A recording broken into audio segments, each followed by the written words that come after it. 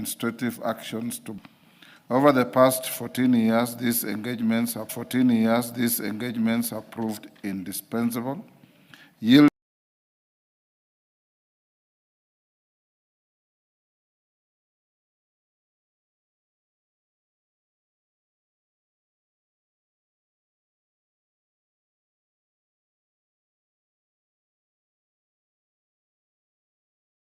policy and legislative reforms that have profoundly shaped our economy.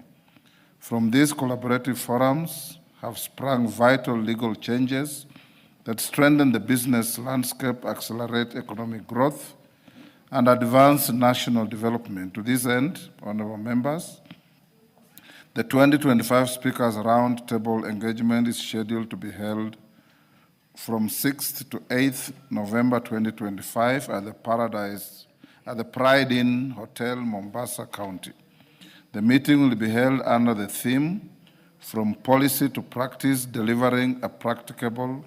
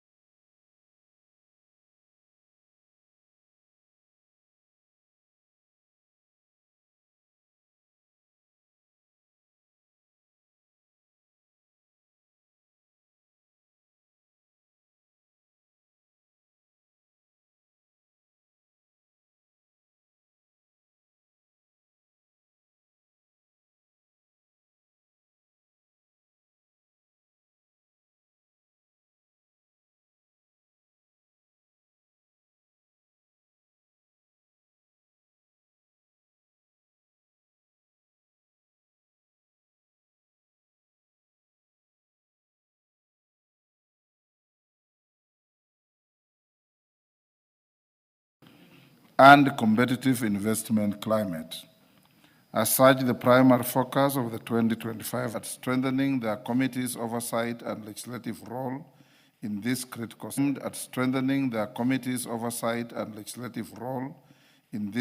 sectors. On behalf of the House, and indeed on my own behalf, I warmly welcome them to the Parliament of Kenya and wish them fruitful engagement and a pleasant stay in our country. Karibu sana.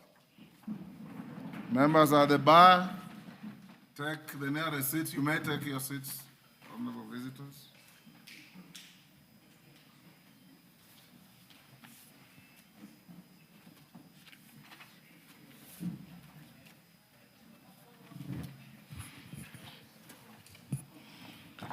Honorable members, the next communication is to inform the House on the election of Dr. Beatrice Adagala as the Vice Chairperson of the CPA Africa Region Exco, and Senator Tabitha Mutinda as a board member of the Parliamentary Network on the World Bank and IMF.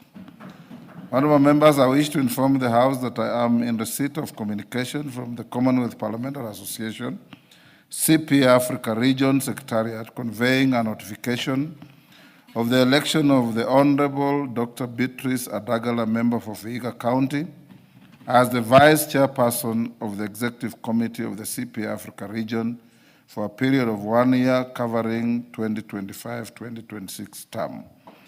This is a significant milestone not only for Honorable Dr. Adagala personally, but also for our Parliament, as it underscores the recognition and confidence placed in our institution within the wider Commonwealth parliamentary community. Accordingly, this communication serves to formally appraise the House of Dr. Adagala's elevation to this important prestigious position. I hasten to mention that we've just come from a meeting in Bridgetown, Barbados, where Beatrice Adagala very ably chaired the meeting for the African group in the presence of yours truly. And she couldn't resist referring to yours truly as Papa Waroma. Honorable members, in the same breath, I wish to inform the House that Senator Tabitha Mutinda, nominated senator, has been elected to the board of the Parliamentary Network on the World Bank and IMF for the period 2025-27, representing East Africa.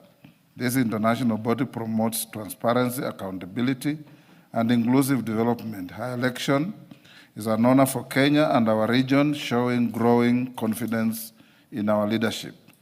It also strengthens our engagement with the global financial institutions and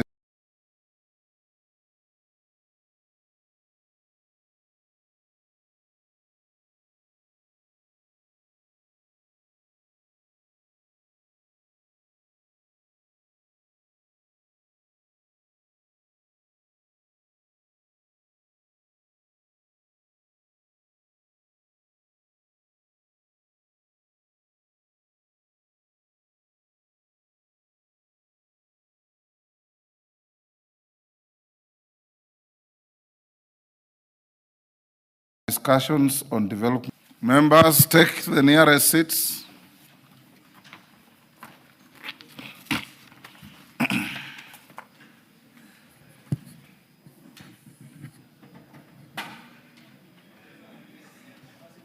Members at the bar, take the nearest seats. Take the nearest seats.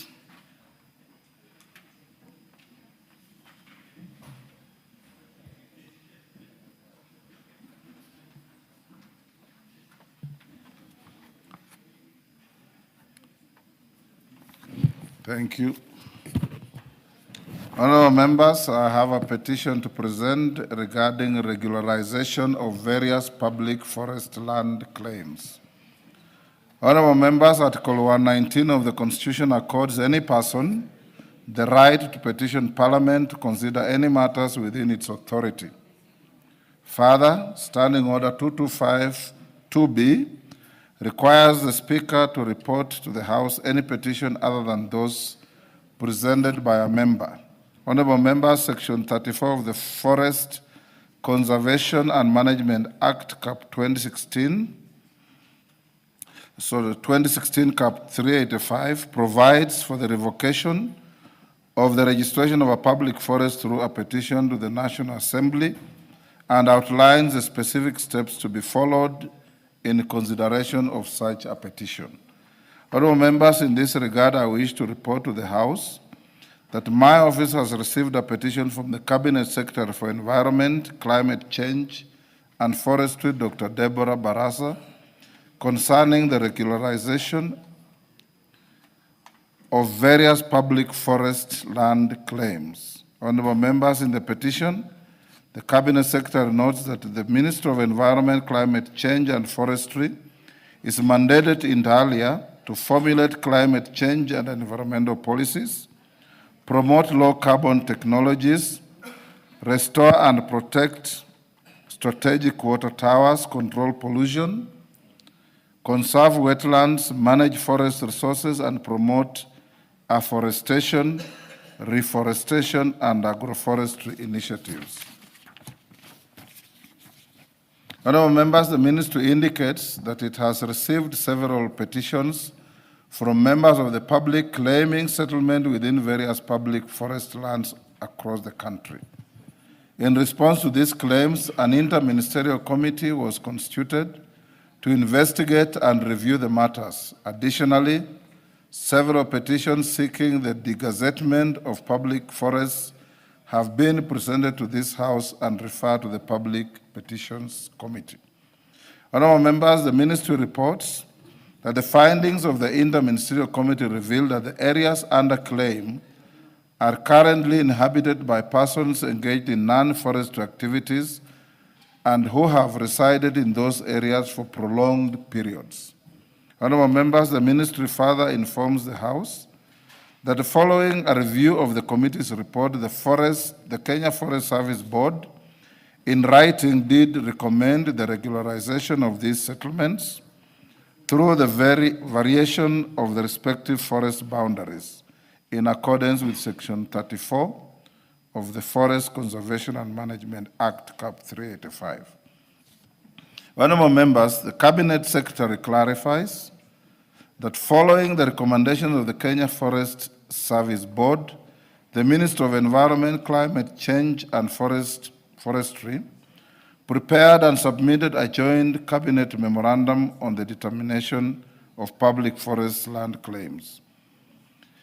The memorandum was duly considered and approved by the cabinet, thereby authorizing the variation of the affected forest boundaries to regularize the said settlements and forward it for consideration and approval by Parliament.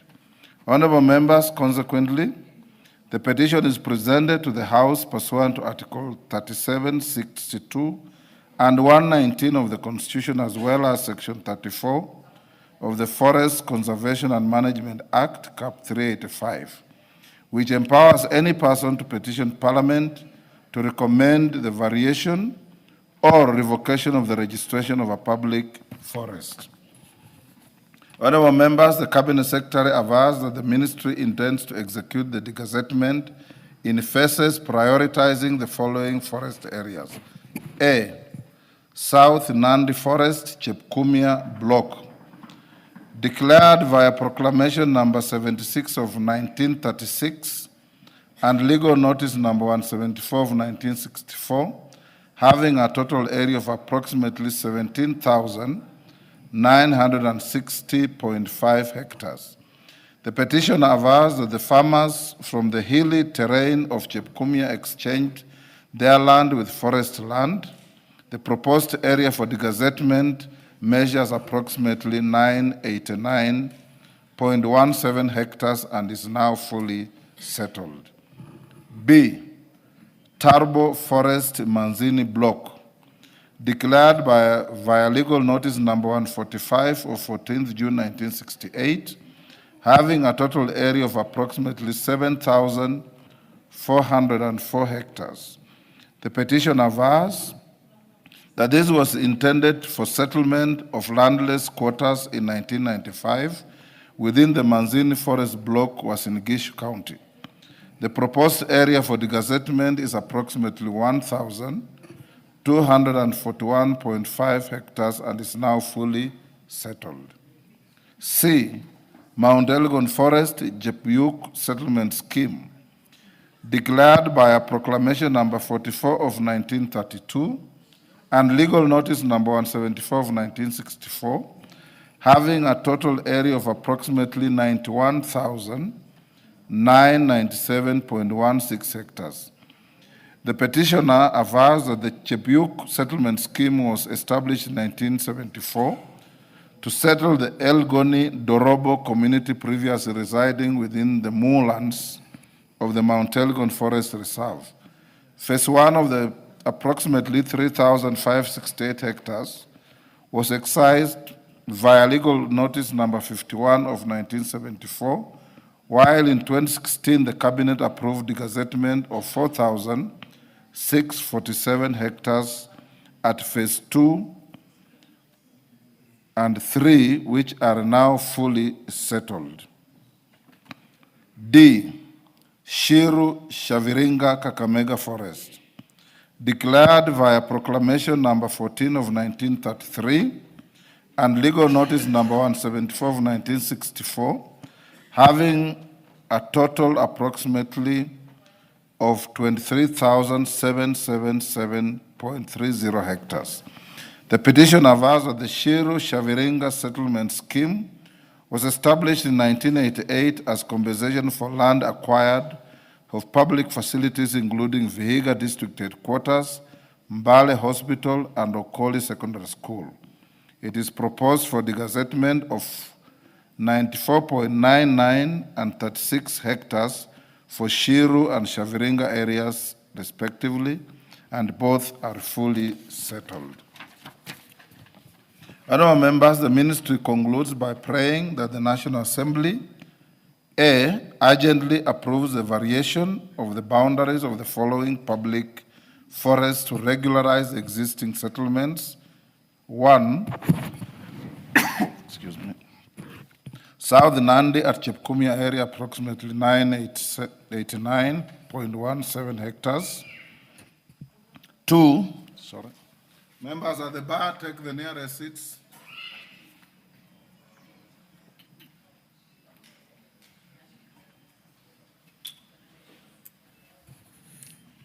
Take the nearest seats, Mama Machakos.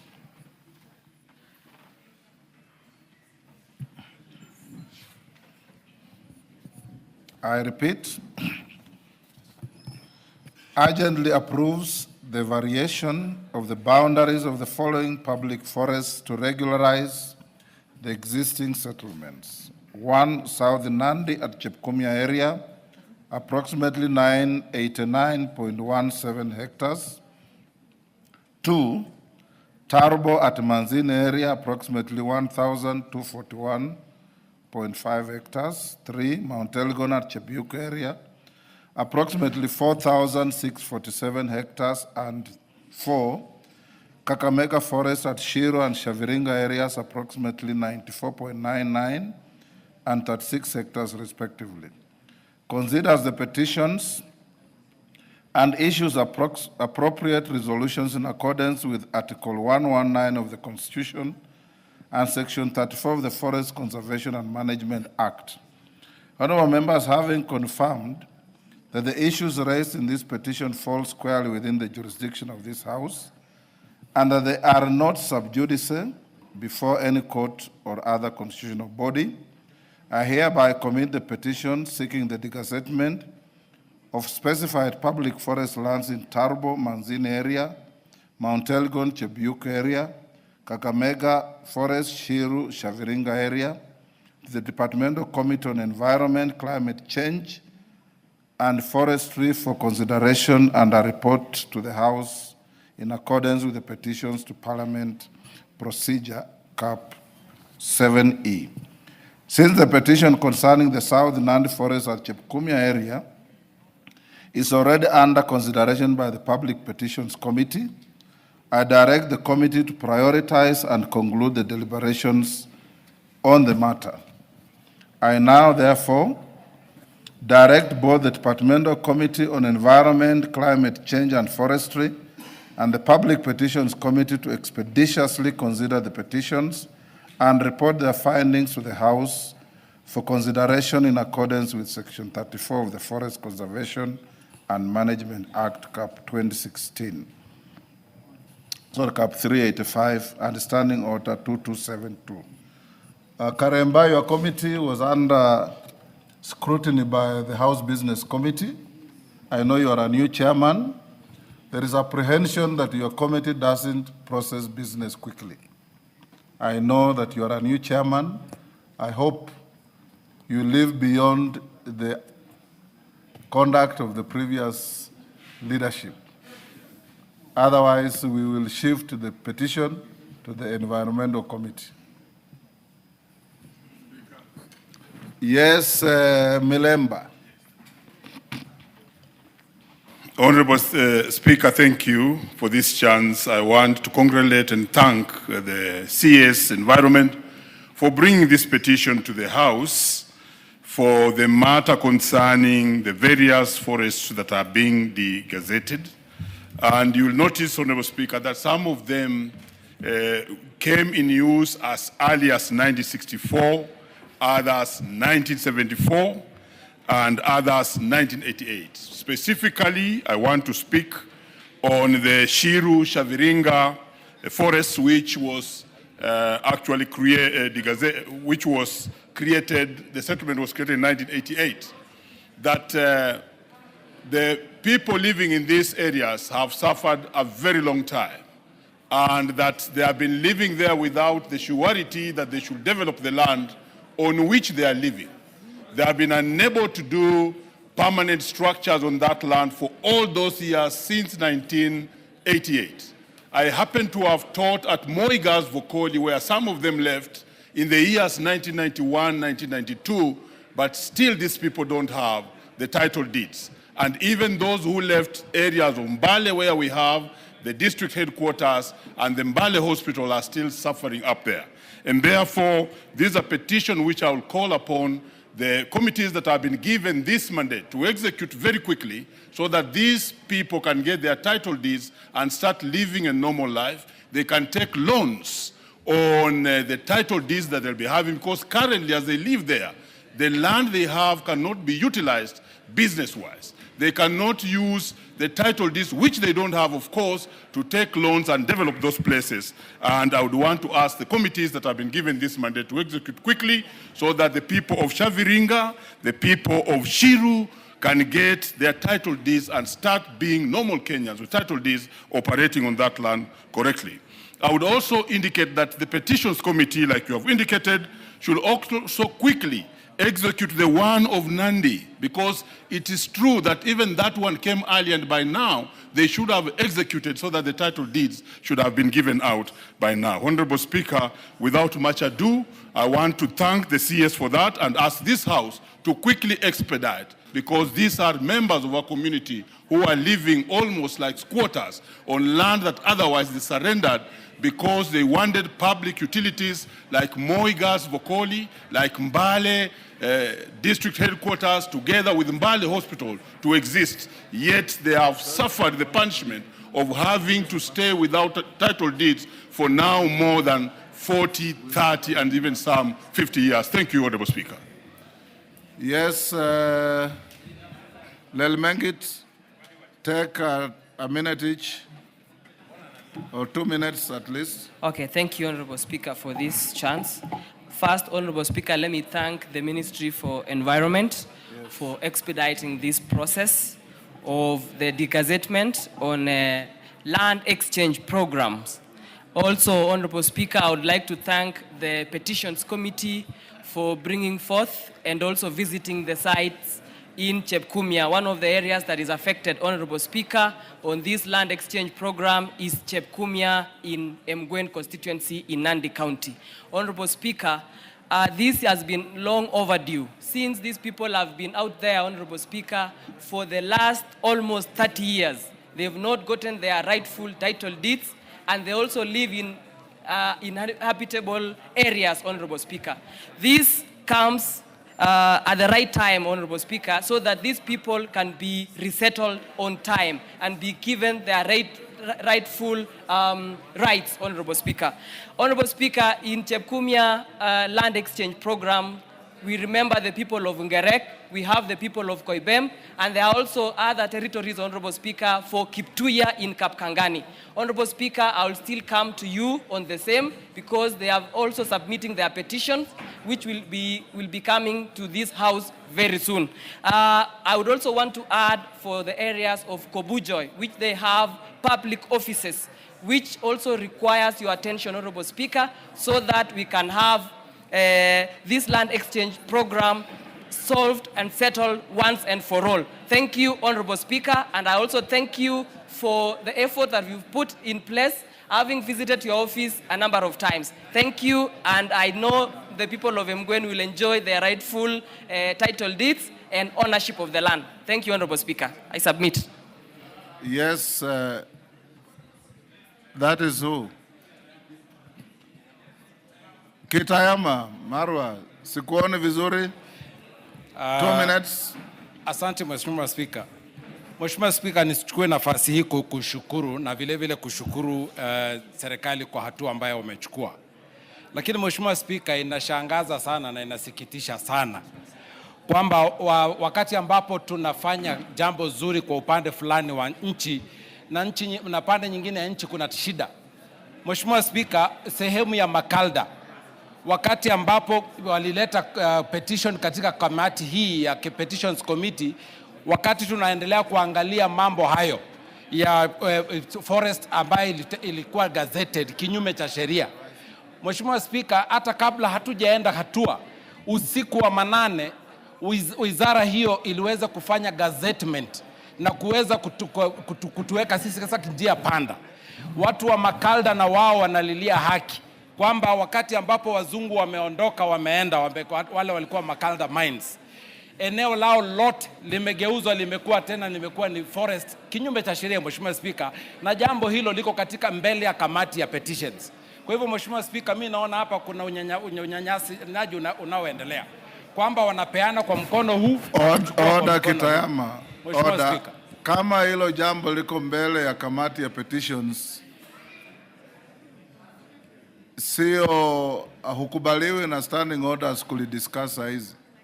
Oh. You are anticipating debate. Mheshimiwa Spika, na wao walijua hivyo, lakini wakaendelea tu wakavunja sheria hivyo hivyo. You will say all those good things you are saying when the petition report is filed and open to debate. Asante Mheshimiwa Spika. Nashukuru sana. Mama Dagala.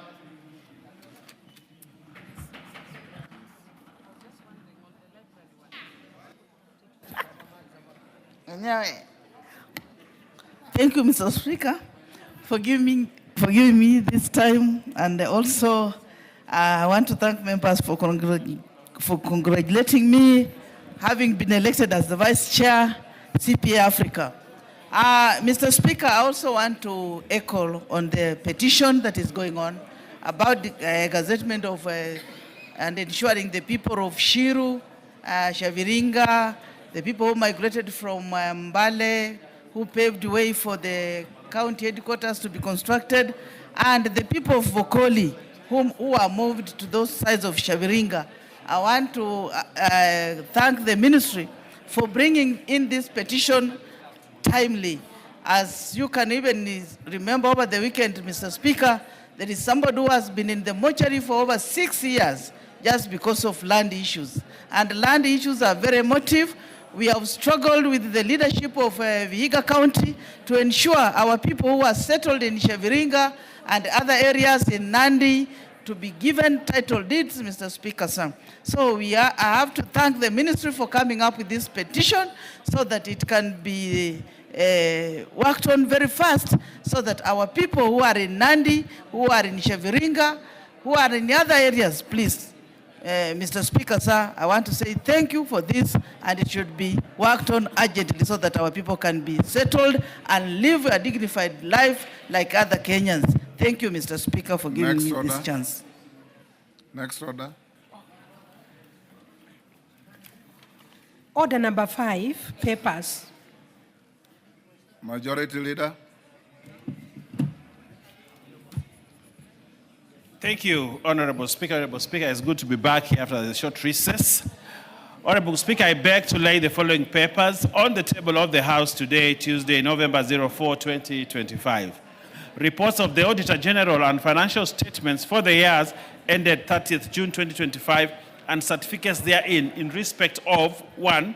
Development of school infrastructure in Nyamira County project, credit number KF Loan 853, State Department for Basic Education. 2. East Africa Skills for Transformation and Regional Integration Project, East Strip, IDA Loan, credit number 6334 KE, Ministry of Education, State Department for Technical, Vocational Education and Training. 3. East Africa Skills Transformation and Regional Integration Project, ES Strip Grant, credit number 6334 KE, Kisumu National Polytechnic. 4. Garissa University. 5. GOK UNICEF Education for Young People Program, State Department for Basic Education. 6. Kenya Industry and Entrepreneurship Project, IDA credit number 6268 KE, State Department for Industry. 7. Kenya Institute Policy Research and Analysis, KIPRA. 8. Kenya Jobs and Economic Transformation Project, IDA credit number 7450 KE, Kenya Development Corporation. 9. Kenya Primary Education Equity in Learning Disbursed Linked Indicator Program, credit number 7063 KE, Teacher Service Commission. 10. Kenya Primary Education Equity in Learning Program, grant number D991 KE, Teacher Service Commission. 11. Kenya Primary Education Equity in Learning Project, IDA grant number D991 KE and credit number 7067 KE and grant numbers TF C306 KE and TF C307 KE, State Department for Basic Education. 12. Lake Victoria Water and Sanitation Project, grant number CKE 1093-02M, credit number CKE 109301L, and EAB number F1 number 083890, Serapis number 2011-0619, Lake Victoria South Water Works Development Agency. Number 13, Multinational Lake Victoria Maritime Communications Transport, MLVMCT, Kenya Maritime Authority. 14, National Council for Population and Development. 15, Northern Waterworks Development Agency. 16, Promotion of Youth Employment through Scholarships Phase 2, Wings to Fly 4, Project Grant number BMZ number 2018-67399, State Department for Technical Vocational Education and Training. 17, Secondary Education Quality Improvement Project Grant Credit number 6138, KE Teachers Service Commission. And lastly, Honorable Speaker, support to technical vocational education and training for relevant skills development project, TVET project phase 2, ADF loan number 21001500339295, State Department for Technical Vocational and Education and Training. I thank you, Honorable Speaker. Thank you. Chairperson, Departmental Committee on Labor.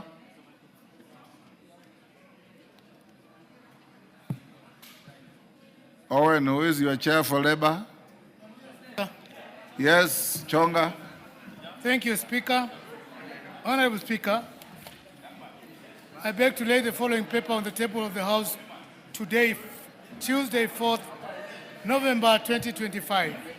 Report on the Departmental Committee on Labor on approval hearing of Honorable Engineer Michael Toya Kingi for the appointment as a member of the Salaries and Remuneration Commission. Thank you, Mr. Speaker. Next order. Order number 6, notices of motion. Chonga. Thank you, Speaker. Approval hearing of a member of the appointment for the appointment as a member of the Salaries and Remuneration. Okay. Takupa. Yes. Thank you. Go on, Chonga. Thank you, Speaker.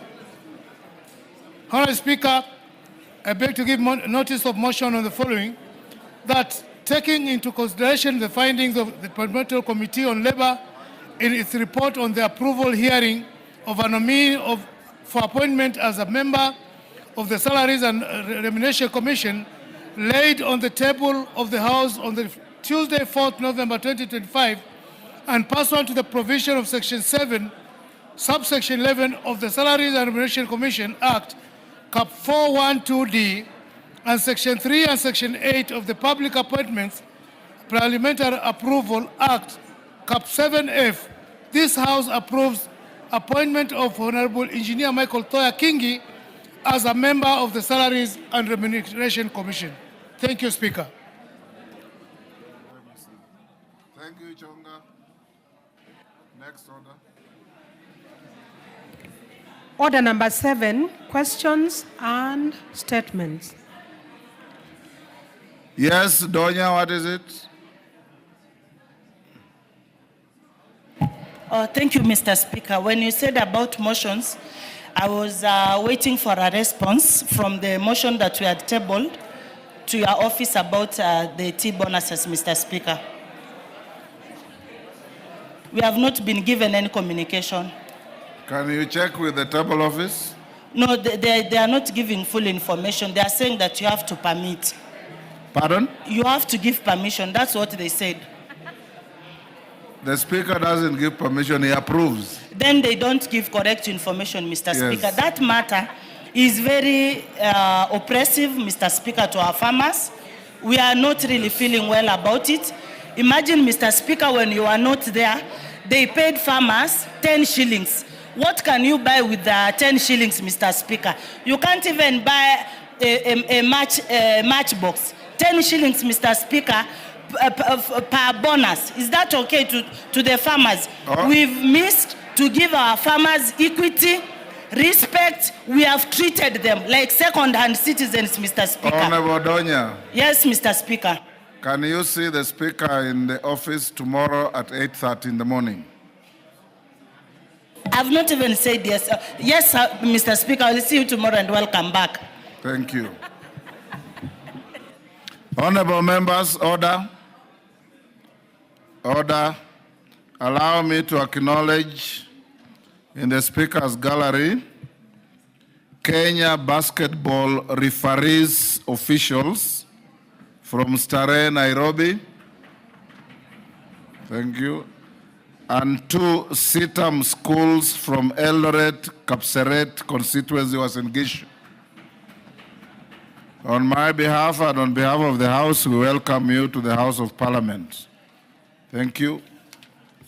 Oh, yes, Bashir? Thank you, Honorable Speaker. Honorable Speaker, I rise to raise a matter that is very, very important. Order. Take your seat. Take your seat. I know I gave you an opportunity. I'll give you when we reach that order. Order, honorable members. Order. Order, Commissioner Makau. Take your seat.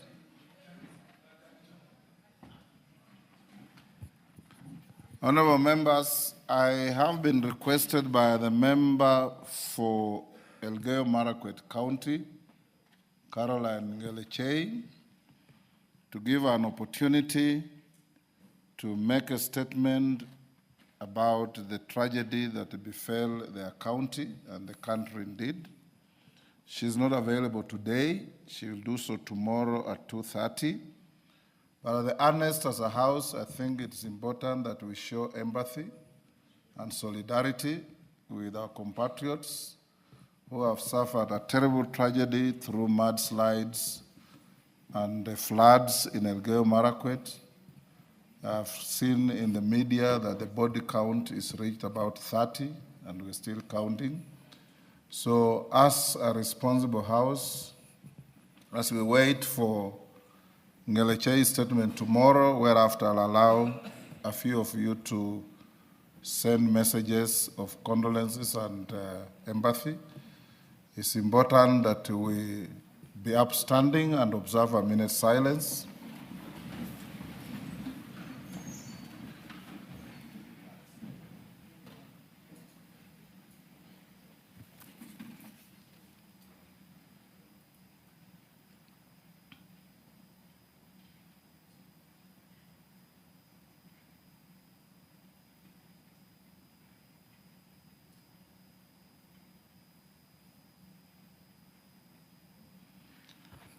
May the souls of the affected compatriots rest in eternal peace. Thank you. Those who will wish to make a comment on this tomorrow afternoon. Next order.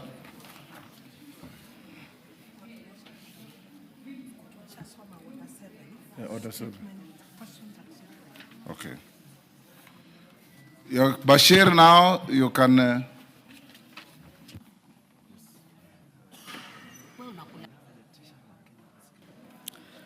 Thank you, Honorable Speaker. Honorable Speaker, I rise on a point of order on a matter that is very, very important to this House and the members. The matter concerns the 22 and 10% of the Kera constituency roads that have now been drastically reduced through a letter by the DG Kera on 31st October 2025. Honorable Speaker, Kera roads and CDF are equalizers across the country. And it's unfortunate that both CDF and Kera are under attack from various institutions of this country. Despite the fact that both these two funds are so dear and resonate well with the constituents and the locals back home.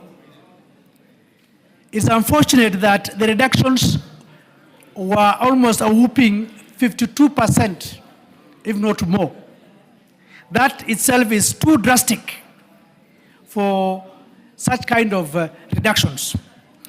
Honorable Speaker, remember, we already have an outstanding amount of 18 million that have not been sent to the constituencies as part of the agreements. As we speak, KWS and the counties have been given their money, but the constituencies have not received the 18 million. I don't know why members of parliament or this house is taken around or is held in contempt.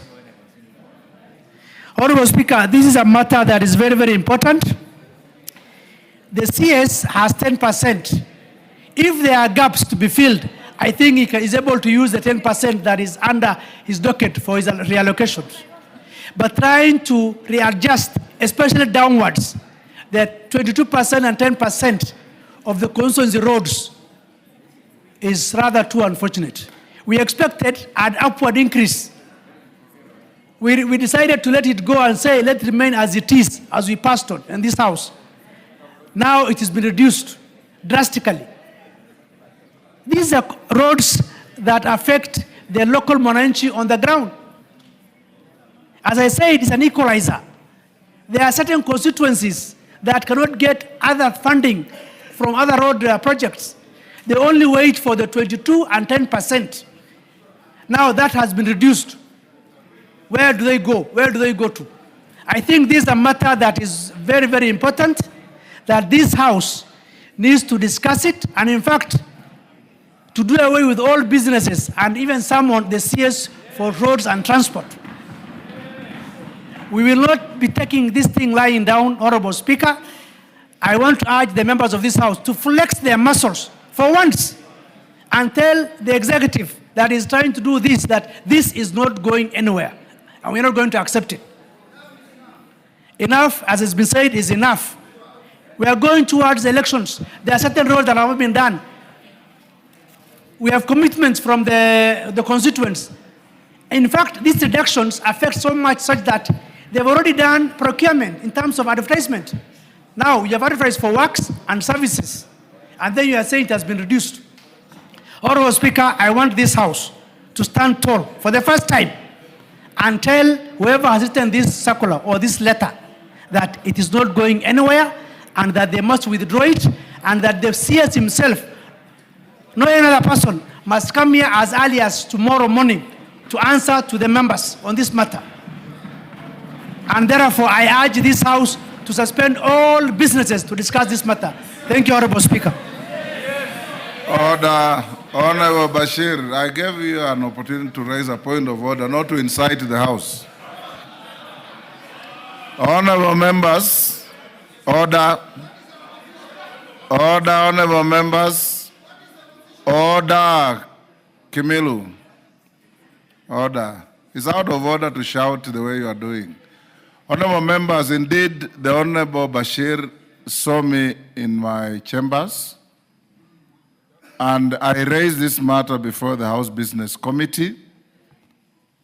Members who attend the House Business Committee know this, and we directed the Majority Leader, Owen Bayer, who was in attendance, to liaise with the Chair of Roads, the member from Dia, and the Minister of the Ministry, so that we do not engage in haphazard discussions, to bring a comprehensive response to this statement tomorrow at 2:30, whereafter you will be able to enrich whatever will be before the House.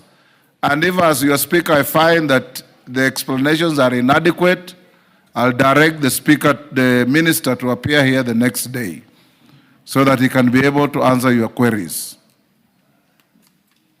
Owen Bayer, that's what we agreed in the House Business Committee, right? Yes, Honorable Speaker, yes, we did agree on the same. As matter was raised there, and Honorable Speaker, I'm in touch with the Cabinet Secretary, and he's studying the whole scenario and will give us a statement tomorrow.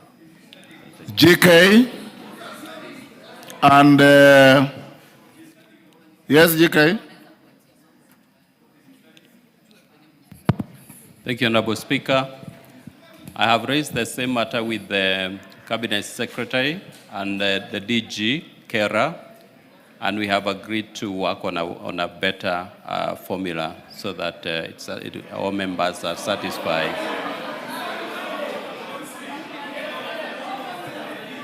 Now, honorable members, I think if you agree to listen to me, what I'm saying is that we will want to work with a formula that will not disadvantage us. As a member of parliament, I will not be happy with any reduction of the 22 and 10% allocation.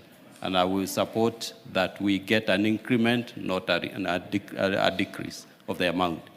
So members, can we deal with this tomorrow? Okay. Yes, Kainan, what is it? I thought we discussed this in the House Business Committee. Mr. Speaker, I want to thank the Honorable Bashir. In addition to this,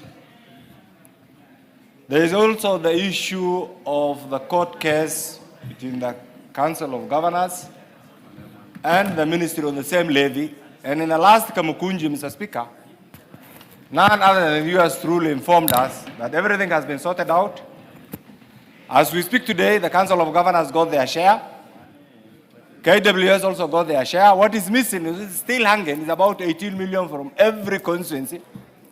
We will also want to know as they respond the whereabout of that figure, because we agreed here, it was consensus, the court case was withdrawn, the Council of Governors got theirs, KWS got theirs, Kenya Forest Service also got theirs. So where is the 18 million that is missing from each of the? And secondly, Mr. Speaker, as also you attempt to solve this, I want to urge the chairman, my good friend, the chairman Rhodes, it is unfair for this house to agree on a formula and somebody in the executive just goes behind somewhere, revise the same and bring the same as an agenda. I think it is the high time, and I want to agree with the Honorable Bashir, that this house must be respected and we deserve better, way of seeing things than the way we are being treated right now. Thank you, Mr. Speaker.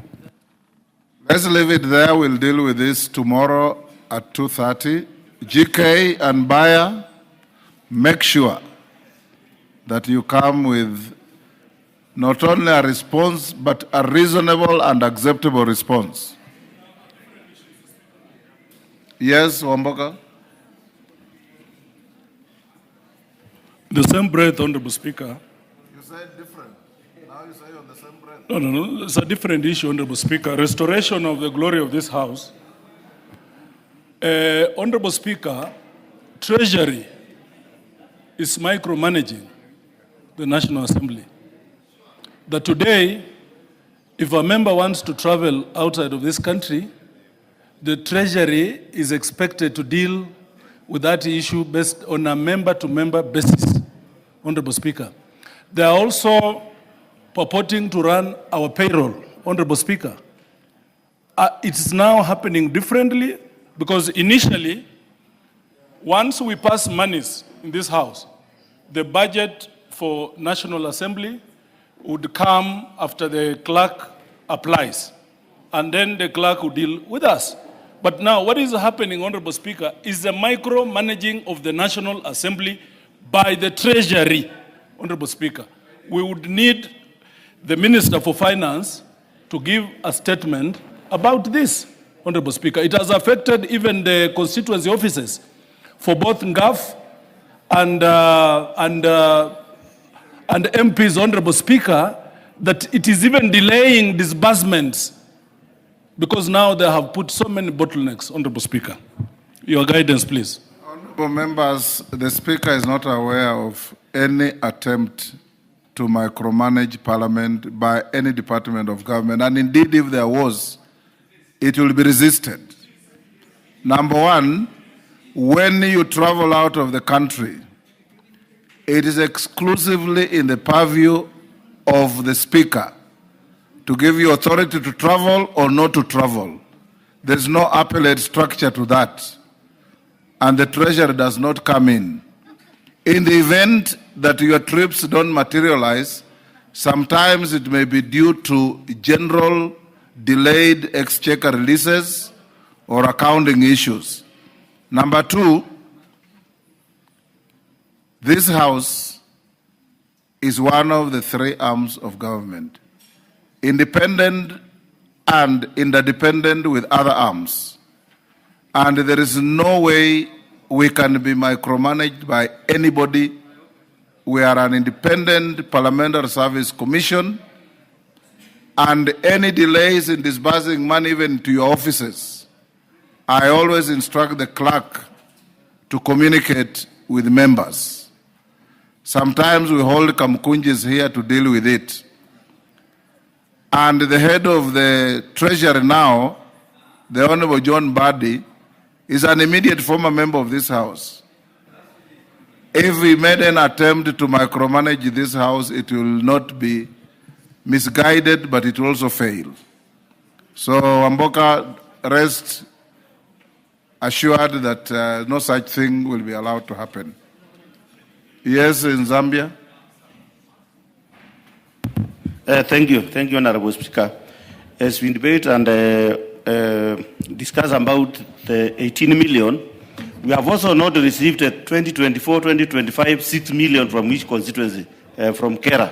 And I cannot hear anyone asking about it. Not unless it is only my constituency which has not received the 6 million. All of us.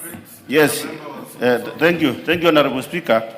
As we discuss about the 18 million, we have a balance of 6 million for 2024-2025, which has not yet been dispersed from the Kera kit. Yes. So I was wondering if it is only my constituency which has not received, or it is all of us. Owen Bayer, you note that Thank with you. the karaoke. Yes, Junet, did you? Mr. Speaker, I want to agree with members that this issue of RLMF must be dealt with, as you directed, Mr. Speaker. It's a very important matter to the House, Mr. Speaker, and it needs to come to a conclusion because we have discussed it for quite some time now, before we even went to recess and after that. But, Mr. Speaker, I want to also bring to your attention a principality that we have been using in this House, Mr. Speaker, on issues like the ones that has been raised by my colleague, Honorable Wamboka. Mr. Speaker, there are issues that we need to deal with them at Kamkunji level. Issues of emoluments, issues of travel. Because, Mr. Speaker, Parliament is not loved in this country. So when you bring it on the floor of the House, those kind of issues, it has very negative implications on Parliament, Mr. Speaker. It's like when you are, when you want to shave your hair, there are hairs that you can shave in the public and there are others you close yourself in the door. So, Mr. Speaker, now if we shave those kind of hairs outside here, people will fight us, Mr. Speaker.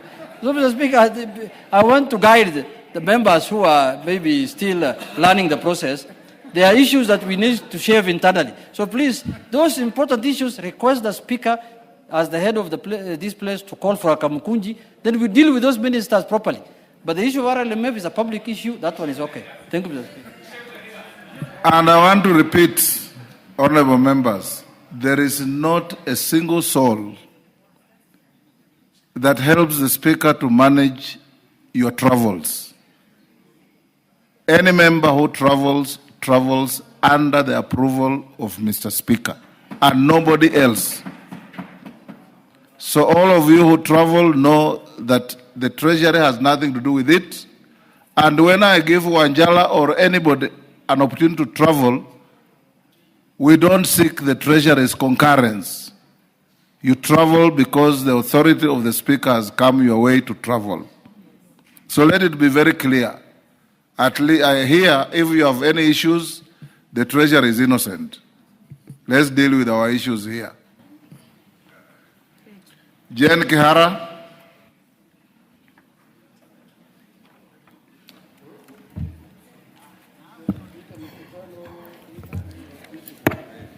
Thank you, Mr. Speaker, for this chance.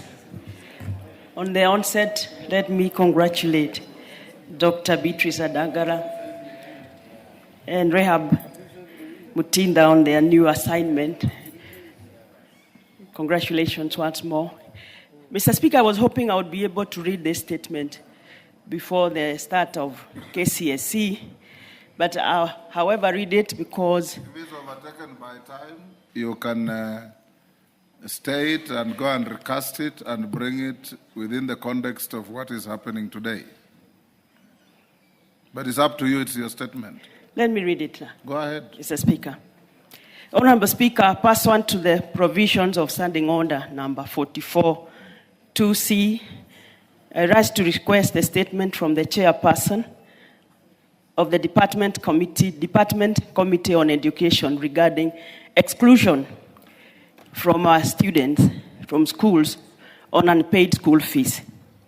Honorable Speaker, the continued exclusion of Form 4 students who started their exams yesterday from school for unpaid tuition fees poses significant challenge, particularly as they approach the 2025 KCSE, whereas sending them home is driven by schools' efforts to collect unpaid fees. The practice not only intensifies financial strain on low-income households, but also disrupts learning. It also threatens to undermine the current and future academic prospects of the vulnerable students and jeopardizes their preparation for a critical milestone resulting in education inequity. Honorable Speaker, the excluded Form 4 students, particularly in schools within Naivasha constituency, are forced to miss out on critical study time while still being expected to excel in their exam. This disruption heightens vulnerability of affected students to negative peer influences and social vices such as drug abuse and alcoholism. In desperate attempts to raise school fees, many students resort to hazardous casual labor or extreme cases immorality, exposing them to unsafe environment and significant health risks.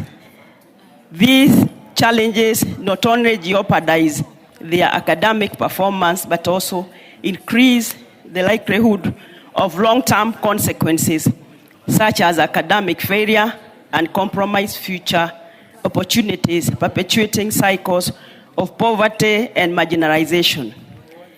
Honorable Speaker, it is against this background that I request a statement from the chairperson of the Department Committee on Education on the following. Actions being taken by the Ministry of Education to address the exclusion of those students from schools within Naivasha constituency, ensuring their prompt return to class and prevent academic setbacks and safeguard their future opportunities. And, Mr. Speaker, measures being taken to ensure that Form 4 students remain in school despite outstanding fees and interventions by the ministry to cushion schools from financial strain due to low capitation or lack of school fees. I thank you, Honorable Speaker. Chair Education, yes, Wangari.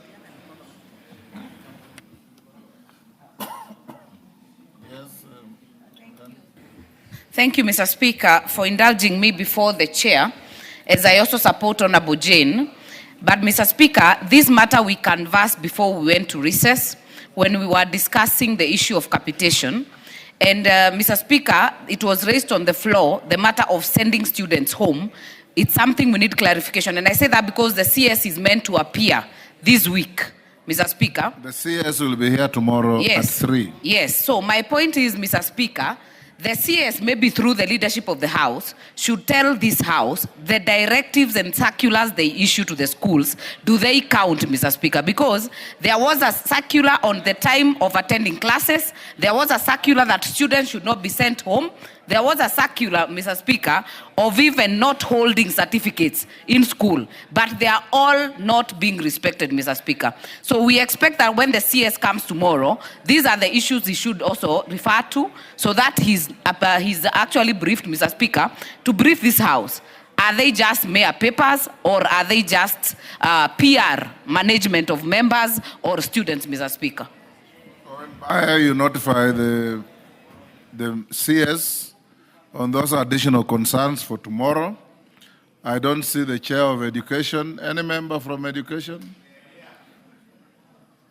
Yes, Gisairo, 2 weeks. Tell your chair.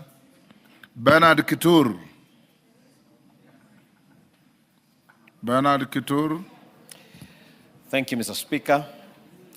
Honorable Speaker, pursuant to the provisions of Standing Order 44.2c, I rise to request for a statement from the Chairperson, Departmental Committee on Finance and National Planning regarding the operations of multinational payment and services, MasterCard Incorporated and Visa Incorporated in the country.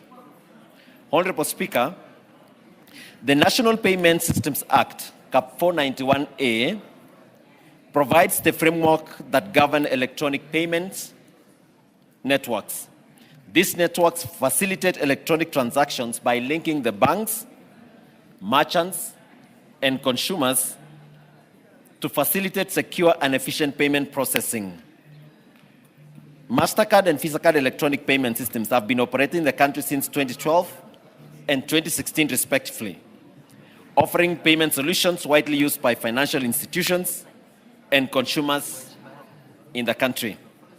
However, noting these systems are foreign-owned entities that process significant volumes of transactions, there is need to ensure transparency, accountability, and compliance with the national financial and tax laws, including the remittances of taxes to the government. Honorable Speaker, it is against this background that I request for a statement from the Chairperson of the Departmental Committee on Finance and National Planning regarding the following. Number one, the number of people and institutions integrated into the MasterCard and Visa card payment systems in the country, categorized by financial and non-financial institution, and the type of card being debit, credit, or prepaid. Secondly, the total value of transaction processed by MasterCard and Visa card over the last 3 financial years. Third, the status of tax compliance by the 2 payment systems, including details of taxes remitted to the government in the last 3 financial years. Number 4, the mechanisms implemented by KRA, Kenya Revenue Authority, in assessing and collecting taxes from global payment systems, and any challenges encountered in the tax assessment and collections process. Number 5, a comprehensive report detailing the data protection mechanisms deployed by MasterCard and Visa multinational payment systems, including the geographical location of their data storage services.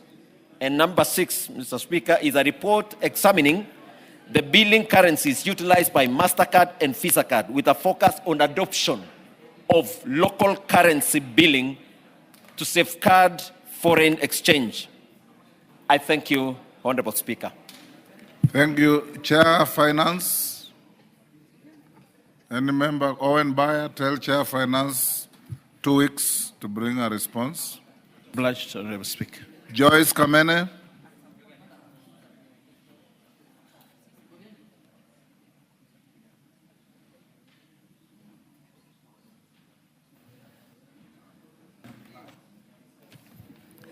Thank you, Mr. Speaker. I request for a statement regarding the status of Matungulu Farmers Company Limited. Honorable Speaker, pursuant to the provision of Standing Order 44-2C, I wish to request for a statement from the Chairperson of the Department Committee on Trade, Industry and Cooperatives regarding the status of Matungulu Farmers Company Limited, which is in Muthesia, Masinga Sub-County. Honorable Speaker, Matungulu Farmers Company Limited was established as a land-buying public company with 114 members and acquired land in the year 1969 and 1970 financial years. The company remained largely inactive until 2011, when the new directors were elected. Since then, the company has only held 2 annual general meetings in 2012 and 2013.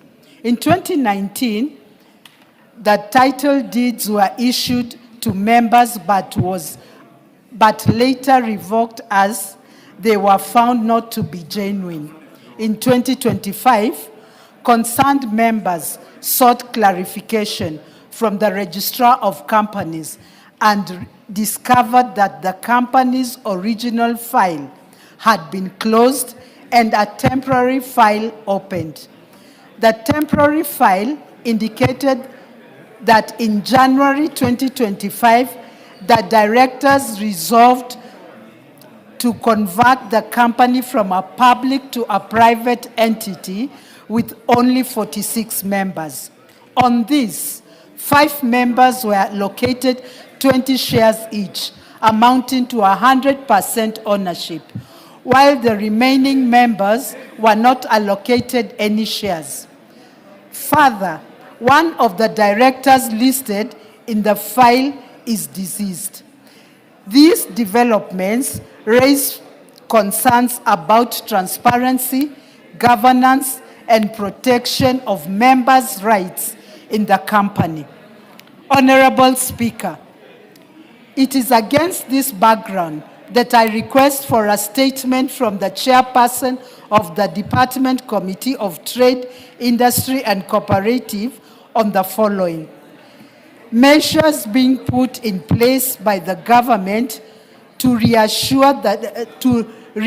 the title deeds for land acquired by Matungulu Farmers Company Limited in 2019 and later revoked. Circumstances under which the original company file was closed and a temporary file opened without the company resolutions by the Registrar of Companies. 3. Measures being undertaken by the Registrar of Companies and the other relevant agencies to safeguard the rights of members who have been unlawfully excluded from the company. And finally, steps being taken to ensure that directors who may have engaged in fraudulent activities be held accountable. I thank you, Honorable Speaker. Chair, Trade and Industry. Marianne, can you bring a response in 2 weeks? Yes, Honorable Speaker. Ade Wario, North Horr. Member for North Horr. Request dropped. Responses. Karemba. Yes, I allowed you to request for a statement. Thank you, Honorable Speaker. A request for statement regarding delayed payment of farmers in Runyenje's constituency by the New Kenya Cooperative Creameries, New KCC. Honorable Speaker, pursuant to the provisions of Standing Order 44-2C, I rise to request for a statement from the chairperson of the Departmental Committee on Agriculture and Livestock regarding delayed payment of farmers in Runyenje's constituency by the New Kenya Cooperative Creameries, New KCC. Honorable Speaker, the situation facing dairy farmers in Runyenje's constituency due to delayed payments from the New Kenya Cooperative Creameries, New KCC, is a matter of serious concern. Despite consistent supply of milk to the company, farmers have experienced delays in payment of their dues of up to 4 months. These delays have adversely affected their livelihoods and pose a significant threat to the sustainability of the dairy farming within the constituency. The lack of timely payments has constrained the ability of farmers to maintain their herds, meet operational expenses, and sustain household incomes, thereby undermining economic stability in the region. It is therefore imperative that the new KCC takes immediate and decisive action to address these delays, restore confidence among farmers, and reinforce the resilience of the dairy value chain. The long-term success of dairy farming and the livelihoods of rural communities that depend on it relies on restoring trust through timely and complete settlement of all dues owed to farmers. The new KCC should therefore endeavor to ensure that farmers are paid promptly. Honorable Speaker, it is against this background that I request for a statement from the chairperson of the Departmental Committee on Agriculture and Livestock on the following. 1. Measures being taken by the Ministry of Agriculture and Livestock Development to ensure timely payment of dairy farmers. And 2. Timelines within which farmers in Runyenjes constituency will be paid their arrears. I thank you, Honorable Speaker. Thank you, Karemba. Yes, Julius.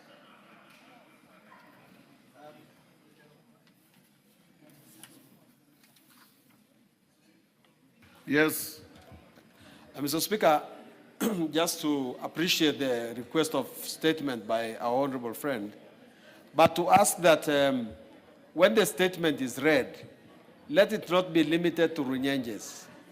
This is becoming a serious problem, actually, that calls upon the minister in charge of new KCC to come to this house and explain why from July up to now, farmers have not been paid. And they are constantly supplying milk to KCC. Our farmers are almost pouring the milk because there's nowhere to take it. When they take it to KCC, KCC sells their milk but does not give them their money. So this statement should not even be couched as diplomatically as the member is saying it. They should just tell us when they are paying the farmers, because it's a nationwide thing. It is not limited to Runyenjes. Yes, Sigay. Mr. Speaker, I want to appreciate You are joyriding. Just go ahead and ask what you want to ask. Yes, Mr. Speaker. You know, the other day, I asked for the same statement. And you remember, Mr. Speaker, a team of a committee went to Sotik. And that is exactly one of the issues which you raised. The farmers in my area have the same problem. Mr. Speaker, we would like to understand the statements which are being given here without any action. And this is a sure way of killing KCC, Mr. Speaker. We need to have some serious discussion on how to make KCC function. Otherwise, we are going to have KCC going away and dying the way it died earlier. Thank you. The Chair Agriculture. Where's the Chair Agriculture? Is it cooperatives? Yes. And trade. Marian? Yes, Honorable Speaker, it is a trade committee that handles KCC, so within the same 2 weeks, we should be able to give the statement here. Okay. Omulher.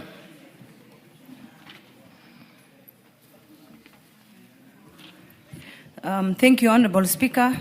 Honorable Speaker, pursuant to provisions of Standing Order 442C, I wish to request for a statement from the chairperson of the Departmental Committee on Defense, Intelligence and Foreign Relations regarding a tragic explosion that occurred in Mandera County.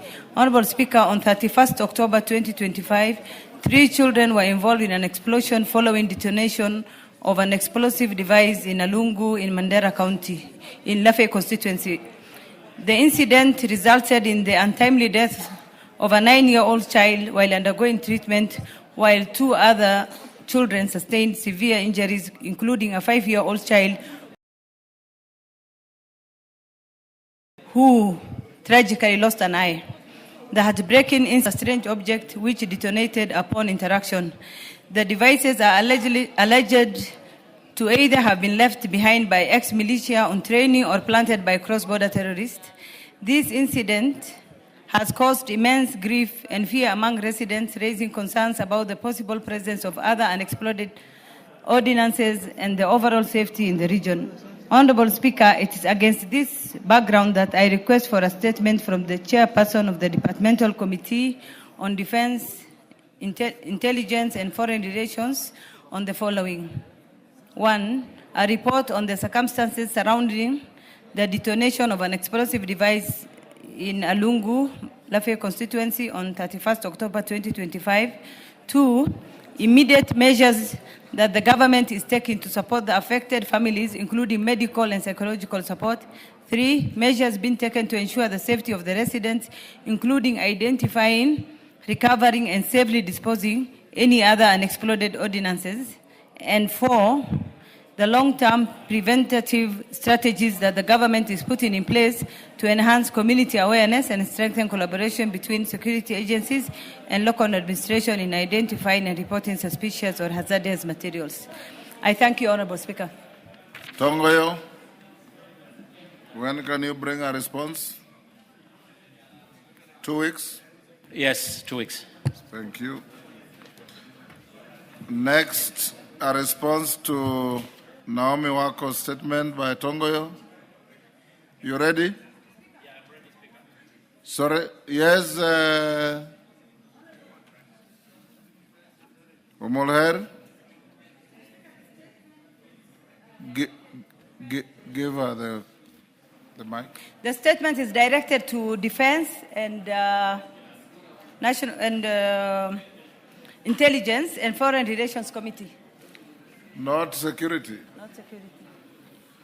Okay. Owen Bayer, inform Defense and Foreign Relations to bring a response in 2 weeks. Much obliged, Honorable Speaker. Tongoyo, before you make a response, let me acknowledge Mudangari Primary School from Mavioya in Muranga in the public gallery. On my behalf and on behalf of the House, we welcome the students, their teachers, and those accompanying them to the House of Parliament. Thank you. Tongoyo. Thank you, Honorable Speaker. In regards to the statement being sought by the member for Marsabit County, Honorable Naomi Wako, who had sought in particular the disappearance of Mr. Galgalo Baganja Malicha, and she wanted to know investigation into the disappearance of the said person, the action being taken by the security agencies to update the family and ensure the missing person is expeditiously traced and reunited with the family, and the perpetrators of violence act are brought to the books and the measures put in place to ensure the safety of residents of Sololo Sub-County. Honorable Speaker, on the 31st August this year, Mr. Guyo Yacho, the chief of Galole location, reported a shooting incident at Sololo Police Station via OB number 1431, 8th of 2025. He reported that a gang of about 10 with masked faces and dressed in military gear aboard a Land Cruiser and another brownish saloon vehicle, both without registration number plates, had invaded a residential plot within Golole Center. And police officers from Sololo Sub-County visited the scene and established that a Borana male adult, Mr. Galgalo Boganja, was allegedly abducted during the incident. Further, the victim's wife, Dami Bonaya, was physically assaulted by the attackers. An assault and abduction report was booked at Sololo Police Station via OB number 639-2025, and the injured was escorted to Moyale Sub-County Hospital where she was treated and discharged in stable condition. Investigation into the matter commenced immediately, and 3 witnesses' statements were recorded, and a signal of the missing person was generated and circulated as a search of the victim began. Subsequently, an inquiry file number 4 of 2025 was opened by the DCI, Sololo Sub-County, and the preliminary investigation established that the vehicle used by the assailants could not be traced since they had no registered number plates, and the area lacked CCTV coverage, which complicated the effort to track their movements before, during, and after the incidents. Although 3 witnesses provided statements, their accounts did not clearly describe or identify the person involved, and no additional witnesses have come forward with critical information that could further assist in the investigation. And the police inquiry file, Honorable Speaker, file number 4 of 2025 remain active with ongoing efforts focusing on tracing the victim known as associates, frequent locations, and liaising with the relative and friends. And the case is still under active investigation. On the second, Honorable Speaker, so far no leads has been established regarding the whereabouts of the missing person, and the case is under investigation, and the police shall update the family on any new development concerning the whereabouts of the victim. And Honorable Speaker, on the measures being taken in the residence of the sub-county of Sololo, the government is employing several measures to enhance security in Sololo, to include intensifying both mobile and foot patrol, establishing temporary checkpoints and along key routes and access points to monitor the movement and intercept any highway criminal activities, and enhance surveillance to ensure quick police response, and the revitalization of the community policing committees to strengthen collaboration between community and the police, and the community engagement and public sensitization through the public barassas and consultative forum to sensitize residents on security matters. Signed by Honorable Kipchumba Murkomen, EGH, Cabinet Secretary for Interior. I submit, Honorable Speaker. Naomi Wako. Thank you, Honorable Speaker. As I also thank the Chair for the response that he has given us from the Ministry. But unfortunately, Honorable Speaker, the response is not satisfactory at all, because even after that, 2 or 3 other people have been abducted. To say that they have not even been able to trace the vehicle and also to trace the abductors. So I want to plead that the investigation goes on and they give it proper attention. Thank you, Honorable Speaker. Speaker, and as I indicated in the statement, we'll keep giving the update to the family whenever we get. Professor Guyo Jaldeza, Tongoyo, you have a statement ready? Yes, I do, Honorable Speaker. And Honorable Speaker, I need your indulgence. This statement was sought before, actually, we break for recess. And I didn't respond to. And the member actually had indicated that he will prefer to have the committee visit the area for fact-finding. And we had actually prioritized. We know you just reported today.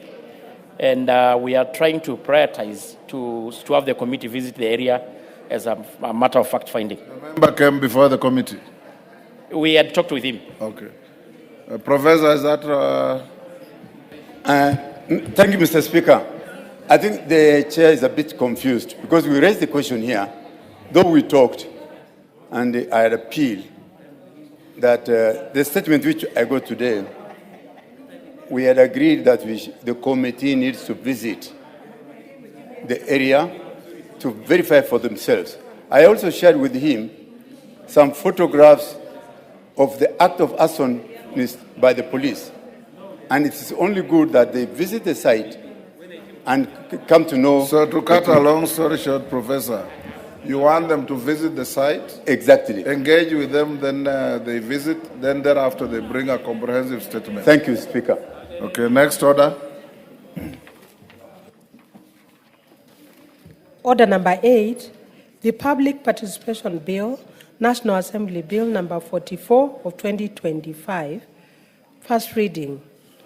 A bill for an act of Parliament to provide for the conduct of public participation to give effect to the constitutional principle of participation of the people enshrined in Articles 10.2, 69.1d, 118, 184.1c, 196, 201a, and 232.1d of the Constitution and for connected purposes. Thank you. Next order. Order number 9, exceptional motion. tributes of the House. Mover to reply. Honorable members, before the mover replies, we had agreed in House Business Committee that we give 3 members on either side, or at least 6 members for that matter. Thereafter, we'll call Honorable Junet Mohammed to reply. Millie Odhiambo.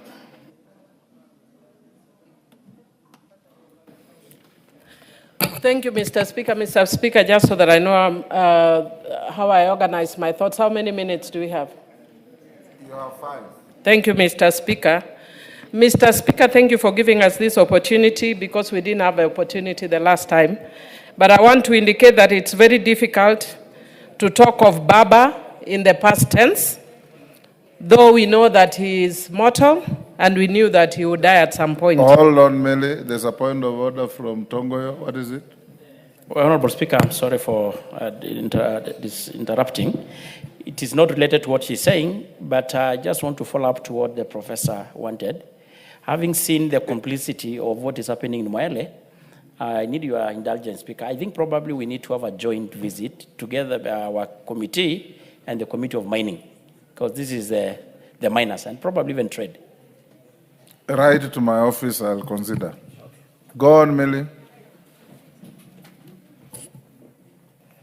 Mr. Speaker, Baba was larger than life, and it's a reason that it's very difficult to imagine his demise. And Mr. Speaker, when I speak with very many people, you discover that they have not come to terms with the fact that Baba is no more. Mr. Speaker, I have engaged with several politicians and leaders, even those who are vehemently opposed him in the past. But very interestingly, you find that Baba had such a big impact in their political life. He held the hands of many people. Mr. Speaker, Baba embodied the values that are dear to me and to many Kenyans. He embodied justice, equality, human rights, non-discrimination, inclusion, including ethnic inclusion, and also the inclusion of women, youth, and marginalized, and also differently abled persons. Mr. Speaker, his inclusive nature sometimes played out even against his own ethnic community. Mr. Speaker, in this House, I've seen times when Baba has actually sacrificed a qualified Luo in order to include a minority, Mr. Speaker. I know, for instance, without naming names, that in the past,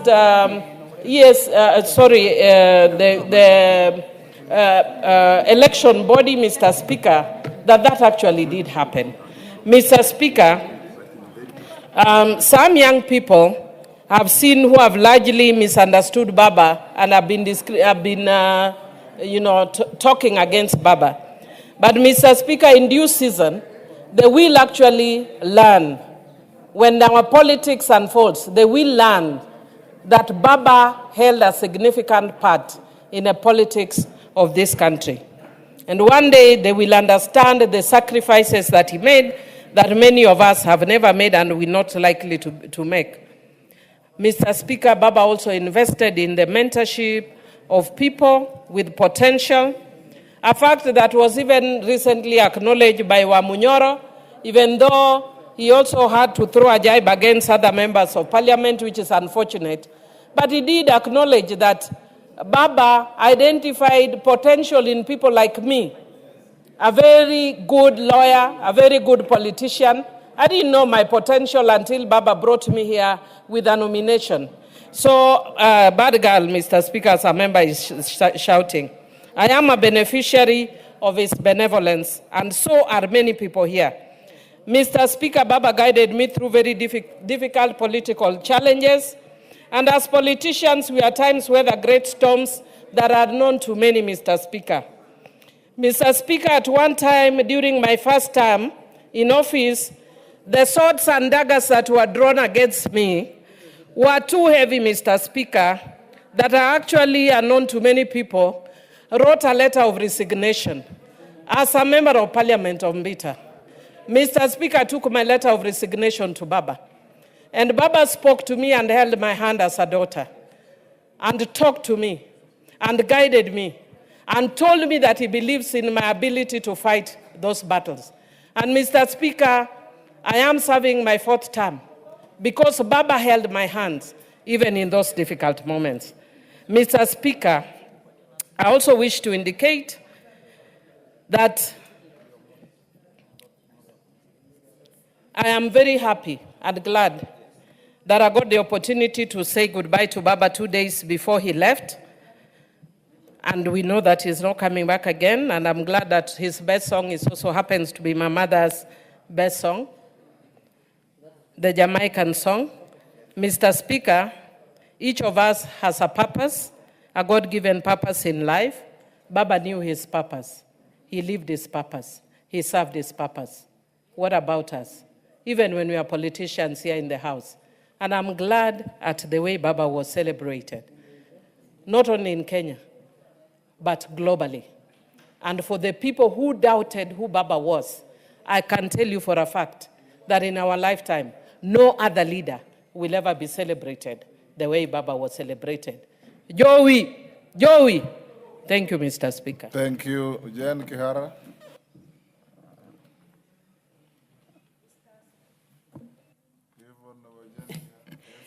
Mr. Speaker, I rise on the same tone of saying that Baba was a great man. May he rest well. I happened to serve in this house with Baba in the 9th Parliament, with you, Mr. Speaker. So at least I have that advantage of knowing him. But Mr. Speaker, Baba will be remembered for many things, for his unwavering commitment to democracy and human rights. He was selfless and a great patriot. Baba was instrumental at the start of my politics. Mr. Speaker, you remember the NAC movement when my husband was in the hospital and I'm the one who was campaigning.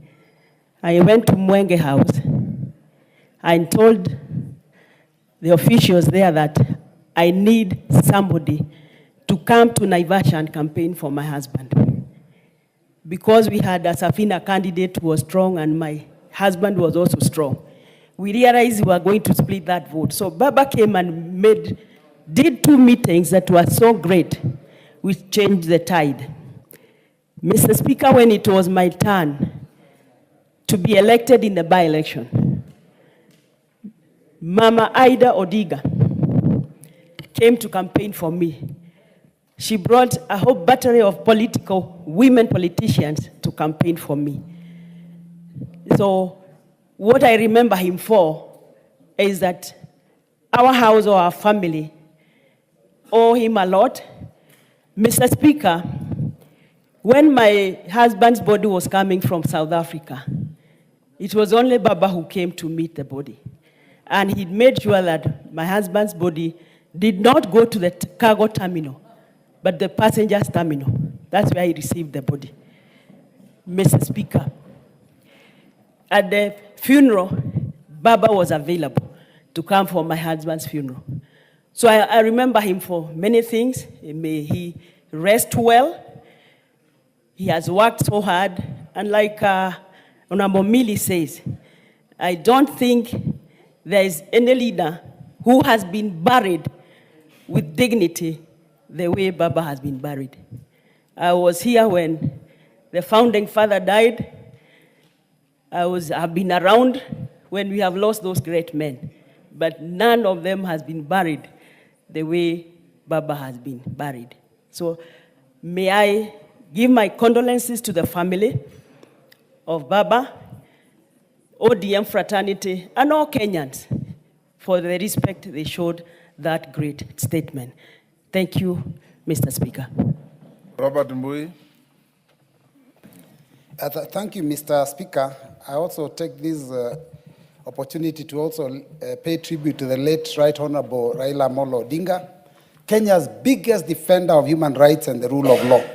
Mr. Speaker, I got the news of Baba's passage when I was in London, with my party leader. We had gone to meet a few Kenyans out there, and he quickly cut short his trip and came back. I remained because of the engagements that were there, but also had opportunity to mourn him and celebrate his life with Kenyans in London, in a place called Thatched House. So I did what I could by bringing together the Kenyans there. But Mr. Speaker, I was with Baba in 2022 in Washington, D.C., just before the last election. And when I got there with him, he had to also cut short his trip to come back because the late Honorable His Excellency Mwai Kibaki had passed on. And so this was the second time I was out with a prominent leader in this country, and then somebody passed on.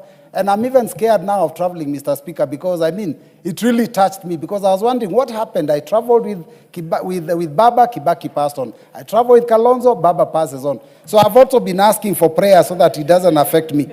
Mr. Speaker, I want to say that many people have eulogized Baba and know him from maybe what they read in books. Because Baba, is battled, detention without trial. He's battled bullets. He's battled tear gas. But, Mr. Speaker, I am one of those that has actually been in the trenches with Baba. For the last time, since I was elected from 2013, I have been with Baba. We've supported him 2013, 2017, 2022. And, Mr. Speaker, I'm actually a living casualty. And I have a permanent injury, that I achieved or I got when I was in the trenches with Baba. So when I eulogize Baba, I'm eulogizing someone that I believed in, someone that I know had the interest of Kenyans at heart and fought so that Kenya can be a better place. Mr. Speaker, in the remembrance of Baba, the Wipe Up Patriotic Front that I represent in the House, and the community of elders from where I come from, which is Mount Kenya South, that is Lower Eastern, we will be actually going to pay our tributes to the family and the family of Baba on Thursday this week. And Mr. Speaker, this is because when we had the funeral, my party leader could not get enough time to eulogize a person that he has stood with for the longest time. I mean, 3 political seasons. And so he got like a minute or two, and the deputy president was pushing him and telling him, you have to hurry up, and he wasn't able to do what he wanted to do. So we are going to go there on Thursday so that we can pay proper tribute. But, Mr. Speaker, I just want to say that in remembrance of Baba, I want to caution those that keep talking about Baba and having negative connotations. They are leaders, and I will start with the governor of Nyeri. Mr. Speaker, I was not happy when I heard the comments that the governor of Nyeri made, because the governor of Nyeri implied that it was a positive thing for Baba to have died. That is a shameful act, and that is something that we condemn in the strongest possible terms. Mr. Speaker, I've also had another leader from Sugoi who recently said that, now going into the next election, he has no competition because Baba has passed on. That one is also shameful and cannot be condoned. So, Mr. Speaker, as we lay this great leader to rest, let us caution leaders to be careful the things they say, because Baba stood for justice. Baba stood for fairness. And, Mr. Speaker, some of those that have been trampling and fighting Baba, even when his body was brought, they were still shooting our children. So, Mr. Speaker, I want to say, long live the spirit of Baba. Tongoyo. Thank you, Honorable Speaker, and I want to thank you for giving me an opportunity to pay our tribute to a great leader ever lived. I could not get the opportunity last time because of what was happening in town. And Honorable Speaker, it is with profound respect and heartfelt emotion that I rise to pay the tribute to a touring statesman, a Pan-Africanist, a gallant son of the Kenyan, and a symbol of resilience, the Right Honorable Raila Amolo Odinga. Mr. Speaker, Honorable Raila's life has been a long and courageous journey in the pursuit of justice, democracy, equality for all Kenyans. From the dark days of detention to the bright dawns of reform, he remained steadfast, never losing faith in the dream of a better Kenya he believed in. For us in Narok, and indeed across the land, Raila Odinga stood as a friend and an ally. He championed devolution, inclusivity, and empowerment of marginalized communities, ensuring that every Kenyan, no matter their origin, tribe, or faith, had a seat at the table of national development. His voice echoed the cry of the ordinary citizens, and his vision embraced the unity of our great republic. Mr. Speaker, Honorable Raila Odinga taught us that leadership is not about power, but about service. That patriotism is not in words, but in action. And that peace, even after the fierce political storm, remains the highest gift we can offer to our children. As we celebrate his enduring legacy, may we honor him not only with our words, but with our continued commitment to the ideals he stood for. And on behalf of the people of the Narok West and Narok Omagh, we convey our deepest respect and gratitude, and may his example continue to guide us.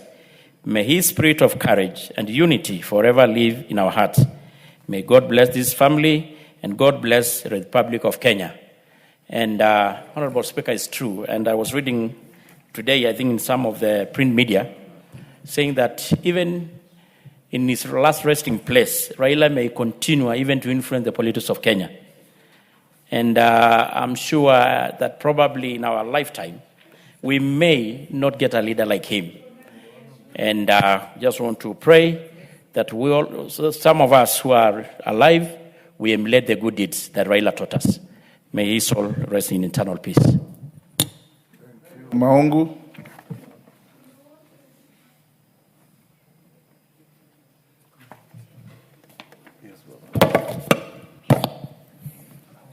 Thank you very much, Mr. Speaker, for the opportunity, at least to pay tribute to an icon that rested. It was not, I wasn't fortunate to give my eulogies last time, but thank you for that opportunity. Mr. Speaker, the man we are talking about today was a great man, a man that lived in a lifetime. And one thing that came out clearly was that this is a man that was celebrated across the political divide. Them that looked at him as dangerous celebrated him. Them that celebrated him, Mr. Speaker, did actually celebrate him more. So I must say that before I joined politics, I used to admire the person of Raila Odinga. I used to admire the way he used to connect with people. I admired the way he fought for this country and believed in a better Kenya. I admired a man who, Mr. Speaker, was very forgiving. And upon coming into parliament and coming into politics, I got to know him much better. He's a man that was full of love, a man that actually wanted the best for this country, Mr. Speaker.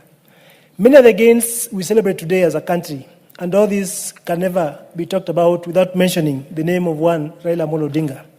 Mr. Speaker, in Luanda, where I represent, majority of the people there really loved the great man that we lost. And his demise was a great blow to my people and the great people of this country, Mr. Speaker. And therefore, I must say that as my minority leader, we said, Mr. Speaker, maybe in our lifetime, we may not witness a man who will be celebrated, a man who will be recalled, such as the one we talked about, Mr. Speaker. In his lifetime, Mr. Speaker, the late Raila Odinga fought poverty, talked about that it's all about poverty, the enemy of the people. He talked about, Mr. Speaker, bad governance. Mr. Speaker, he talked about corruption as an ill that ate our country, Mr. Speaker. And I believe that he may have gone, but the crown lives on, Mr. Speaker, that as we remain, we should remember to fight the very things that he stood for, Mr. Speaker. Tribalism has been a great cancer in this country, Mr. Speaker. As leaders of the present moment, we should be able to come forward and fight tribalism. Mr. Speaker, corruption is an equally big matter that Mzee Raila Odinga really fought. And as leaders, we must be able to live that dream. We must be able to propagate that dream and ensure that in our spaces, in our areas, Mr. Speaker, we are able to fight corruption. Mr. Speaker, this is a man that looked at Kenya as a country full of love. I look at the last arrangement that he had with His Excellency the President, Mr. Speaker. No one ever believed, no one ever thought, even understood what idea Mzee Raila Odinga had. But from what we can see, Mr. Speaker, he actually kind of had a premonition that Kenya was in turmoil and needed to come together. And therefore, Mr. Speaker, on my own behalf and that of the great people of Rwanda, Mr. Speaker, I must say that we shall forever miss Mzee. we shall forever be able to carry on his name because he actually fought of this country in the right way. Thank you, Mr. Speaker. Omshomba. Thank you, Mr. Speaker. Allow me to join my colleagues to speak about our fallen hero, our father, the father of the nation for generation. And Mr. Speaker, it is very unfortunate that when I was growing up as a young girl, I grew up knowing Raila Odinga as a politically bad man. We were told stories about him, narratives around his life, and we were made to believe that he was a very bad man. Luckily, Mr. Speaker, when I was elected in last parliament in this house, through my interaction with very many leaders in this house, like the Honorable Junet Mohammed and the Honorable Millie Odhiambo, when we formed a coalition around BBI, an initiative around BBI, I got an opportunity to share a table with Baba. I remember that one very evening when he hosted me in Karen over a drink to demystify the BBI narratives. And he asked me a question about my one man, 1 shilling push within the BBI. To my shock, Mr. Speaker, I did not know that Baba was that very understanding man.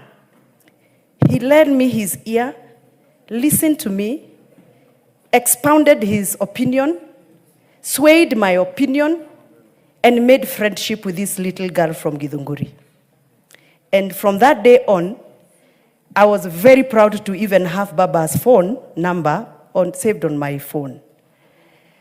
I want to speak about how we package political narratives, especially for us, the political class. We have demonized people who don't deserve to be demonized. We have branded people the wrong tags who don't deserve to be given such tags. I know, as I speak, there are so many people wondering, is this the same Wamushamba speaking well about Baba? When we campaigned around Baba's personality to win votes, I think it's time. Baba's story should teach us how we should be speaking politically, even when we are competing for votes. Politics is not worth tarnishing people's images, targeting people's families, and ruining people's social image. As Baba rests, this is a challenge to the political class, I included. Politics is a game, but life is a process. Rest in peace, Baba. And life is sacred. Thank you. Junet, you have 20 minutes. If you will not exhaust your 20 minutes, you can donate to those who are raising their hands. Mr. Speaker, I have a statement to read, but I can donate 2 minutes to Rene and 2 minutes to Peter Masara and 2 minutes to Mawate. 6 minutes. The rest I need to... Can you tell me the names again? First 2 minutes to... Rene Mayaka, Peter Masara, Mawade. Those are 6 minutes. And Bensouda, 2 minutes. Kagushia is tomorrow. Okay. Mayaka, 2 minutes. Immediately thereafter, Masara, 2 minutes. Mawade, 2 minutes. Bensouda, 2 minutes. Thank you, Honorable Speaker, for this opportunity. And that means you are left with 12 minutes. Thank you, Honorable Speaker, and to my minority leader as well for this opportunity. Let me take this opportunity to express my sincere condolences to the family of the Right Honorable Prime Minister, to also just salute the man who, because of him, I have an opportunity to even stand on this floor, because he held my hand, he withered and watered my potential as a young woman in politics. And Honorable Speaker, also on behalf of all the daughters of Raila in the entire country, and the young members of ODM and the members of Nyamira, to also pass my condolences and appreciate the man that we called Baba, because Baba, Honorable Speaker, was not just a political icon, He was my political father, he was my mentor, and is the reason why I have the strength to be able to serve in a political space.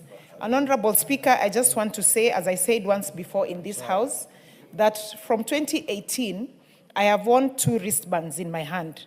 One that is Kenya, and the other one a blue one that is indicated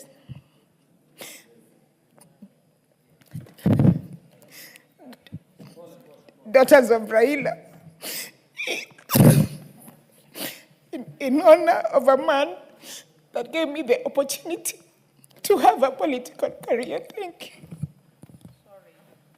Pole sana Masara. Take heart. Give Honorable Masara 2 minutes, Masara. Thank you, Mr. Speaker. Mr. Speaker, according to us, we mourn for 40 days, but we will mourn Raila forever and ever. But personally, I'm celebrating Raila Odinga, because without him, I would have not been where I am today. My leadership style, I borrowed from him. When I was in high school, and people were fighting for multi-party democracy, there was a day the late Jaramogi was to visit Godokwer, and I was in Mugori Boys, and all roads were blocked. Raila himself came to Migori Boys and gave us instruction. We went through what he told us, and Jaramogi went to Godokwer. Thereafter, I was inspired with the courage he had, and throughout his entire life, Mr. Speaker, I've been a follower of Raila Odinga. When I got the message of his death, I told my family that Kenya will never be the same again. Generation and generation will live. They'll call and talk about Raila. Unfortunately, as a human, he will not be there, but the spirit will live forever. Whatever he has done to this country, let us, those who are still in leadership, pursue the spirit of devolution, the spirit of inclusivity. And finally, Mr. Speaker, allow me to thank His Excellency, the President of the Republic of Kenya, Dr. William Ruto. What he did to us, especially followers of Raila, we will never forget. How I wish those who were members of Asimio take a scenario if we were on the street, Raila died in India, what will have happened? We thank. Your 2 minutes are over. Mawade.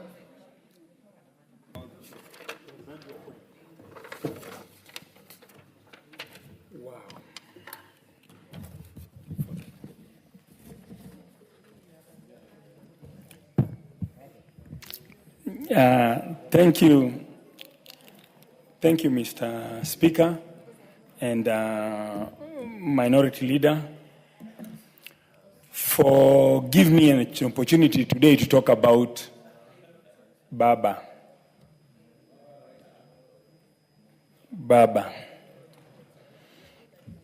Baba, we started with Baba a long time ago while I was still in Dallas, Texas. He would come to Dallas, and we would accompany him to Houston, Texas, where we would also meet with the likes of Dacho Wongudu, Ocho, and the rest, and all the way to Minnesota, doing what politicians are supposed to do, fight for the people. All these rights that we are enjoying, supposed to be 2 minutes. All these rights that we are enjoying are thanks to Baba. The multi-party that we are enjoying right now, the freedom of speech, freedom to assemble. I remember when Baba was coming back from a foreign trip, and Baba, the likes of Babu Owino, Aladwa, and Simba Arati, we got together, and Baba was welcomed home in a very, very nice way. Baba, our Baba, the Baba that we supported from 2013, 2017, and 2022,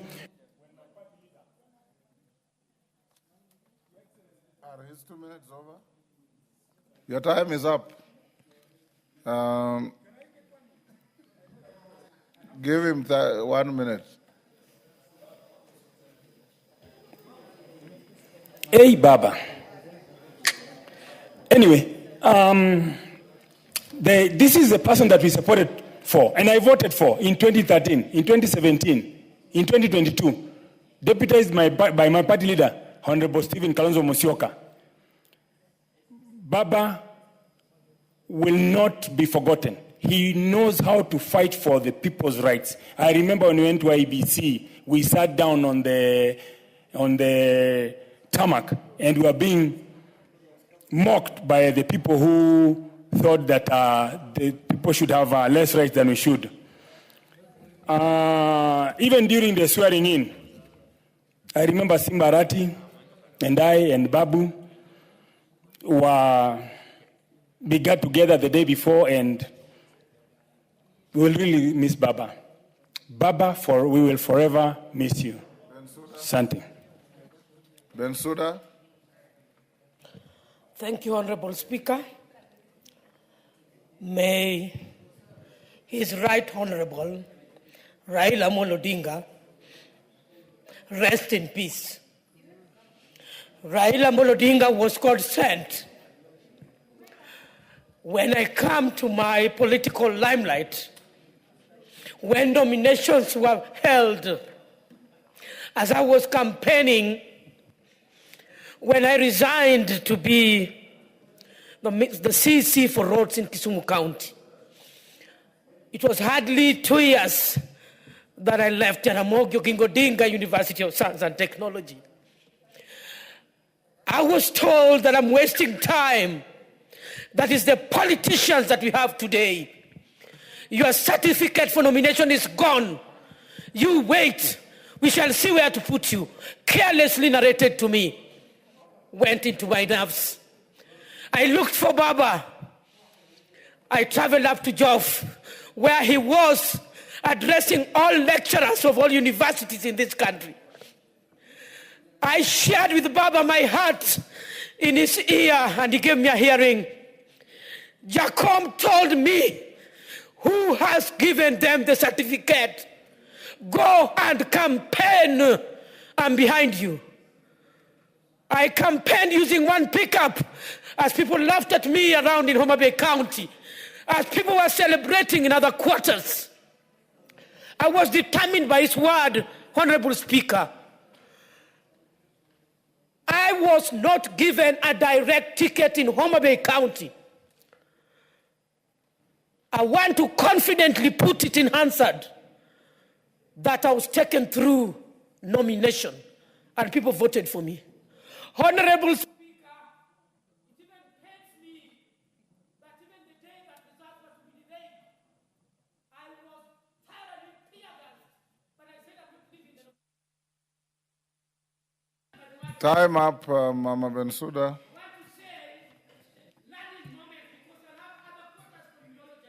Thank you. You are off Hansard. I would like to say, Honorable Speaker, as politicians of today, we must be resilient. We must be focused. We must be truly there for the people of Kenya. We must put tribalism aside. We must be honest. We must be transparent. We must nurture and mentor the young ones. We must solidly move on as leaders of this country without betrayal. Honorable Speaker, I will have time to mourn Honorable Raila Odinga. May his soul rest in eternal peace. He remains in my heart forever. Honorable Speaker, I thank you so much. I thank you so much. Joey! Thank you. Jeanette. I beg to reply on the motion that was tabled before the House. Motion to eulogize my leader, my departed leader, the Right Honorable former Prime Minister Raila Amolo Odinga. Honorable Speaker, I thank you for granting me the opportunity to pay tribute to one of the greatest sons of our Republic, the late Right Honorable Raila Amolo Odinga. At the outset, Mr. Speaker, allow me to acknowledge the President of the Republic of Kenya, His Excellency William Samoei Ruto, the Deputy President, the Speaker of the National Assembly, Honorable Wetangula, and members of both houses, Mr. Speaker, and indeed the entire nation who joined us as a party in mourning and celebrating a man whose life defined courage, sacrifice, and patriotism. Honorable Speaker, Kenya continues to stand united in grief. We have lost a statesman, a reformer, and one of the foremost architects of our democratic journey, Raila Amolo Odinga, who was not merely a political leader, he was a movement, a vision, and a symbol of Kenya's enduring quest for justice and equality, Mr. Speaker. His story is interwoven with the soul of our nation, from the struggle for multi-party democracy to the birth of devolution, from the fight for electoral justice to the pursuit of national unity. Raila's journey was one of the extraordinary sacrifice, from the dark dungeon of political detention to the bright halls of leadership. He endured suffering, persecution, and humiliation, yet he never surrendered his belief in a better Kenya. He stood firm when it was dangerous to do so, and gave a voice to the voiceless when silence will have been safer, Mr. Speaker. Honorable Speaker, to many, he was Baba, the father of democracy. To me, the late Right Honorable Raila Amolo Odinga was more than a leader. He was a friend, a mentor, a father figure, a man whose wisdom shaped my political journey and whose courage inspired my convictions. He guided me with patience, challenged me to think beyond self, and taught me that leadership in service anchored in integrity and compassion. He was the mentor who believed in me when I doubted myself, the father figure who offered guidance with kindness, and the friend who stood with me in both triumph and trial. His counsel was steady, his humor was disarming, and his faith in people unwavering. Honorable Speaker, sir, Raila Odinga believed that leadership is not about privilege, but about purpose. Not about position, but about service. His politics transcended tribe and party. He envisioned a Kenya where every citizen, regardless of background, could find dignity, opportunity, and belonging, Mr. Speaker. That I can testify, Mr. Speaker. Through his advocacy for devolution, he empowered communities and brought government closer to the people. Through his lifelong commitment to dialogue, epitomized by the famous handshake and currently the broad-based government arrangement, he reminded us that peace is not the absence of conflict, but the presence of justice and reconciliation. He taught us that unity is not weakness, but statesmanship. Mr. Speaker, sir, to millions of Kenyans, he was simply Baba, a father not only to his family, but to generations who drew hope and courage from his resilience. Whether in Kibra, Kisumu, Garissa, or Turkana, he connected with ordinary citizens with humility and sincerity. He championed the struggle of workers, farmers, and the youth, standing fiercely for the marginalized and forgotten. His dream was a Kenya that works for all his children, regardless of tribe, region, or station in life. Honorable Speaker, to the youth of this nation, Raila Amolo Odinga was more than a leader. He was an idea that truth must be spoken to power, that the fight for justice never ends, that Kenya can and must be better. His life challenges us in his house and beyond to rise above partisanship and continue building the Kenya he envisioned, or united, prosperous, and free. Mr. Speaker, sir, we thank Mama Ida Odinga, his children, the entire Odinga family, for sharing him with the nation and for standing steadfastly beside him through the storms of history. His sacrifices was not his alone. He bore them with grace and dignity. As we continue to mourn his passing, let us also rise to the challenge he leaves behind to make Kenya a nation anchored on justice, unity, and truth. Let us move forward with the courage, compassion, and conviction that Raila Odinga so valiantly exemplified. Mr. Speaker, sir, the Right Honorable Raila Amolo Odinga have departed from our sight. But his dream for Kenya will never die. His legacy will forever echo in these chambers, in the streets where the people once chanted his name, and in the hearts of all who believe in freedom, justice, and equality. Fare thee well, Right Honorable Raila Amolo Odinga, Baba, the people's president, the father of democracy, and the external flame of Kenyans' conscience. Mr. Speaker, I conclude by saying that, Mr. Speaker, we have lost a leader, a friend, who was also your friend. Mr. Speaker, you have worked with Raila. I can testify that. You were with him many, many years in politics, but you have partnered majorly in the elections of 2013. You have partnered with him in the election of 2017, Mr. Speaker, and I know you are very close to him also. I used to find... We always watched Arsenal together. I'm coming to that, Mr. Speaker. Yes. I have joined you people many times in restaurants in Karen and some other places, watching together the Arsenal, team playing, Mr. Speaker. So, Mr. Speaker, this was a very friendly man. This was a man who did not address people because they are from this community or that community. He used to keep everyone close because he's a Kenyan. Mr. Speaker, I don't want to speak about my journey with him. You know, Mr. Speaker, where I came from, and you know when I visited you in Malakisi, how I was looking like and how I look like today, Mr. Speaker. If you put those photos next to each other, you know. Mr. Speaker, I came to visit you at your constituency that time. You were the Minister of Foreign Affairs or something, I can remember something like that. And I spent the night with you at your home. So, Mr. Speaker, this is a man who has molded many political, lives, Mr. Speaker.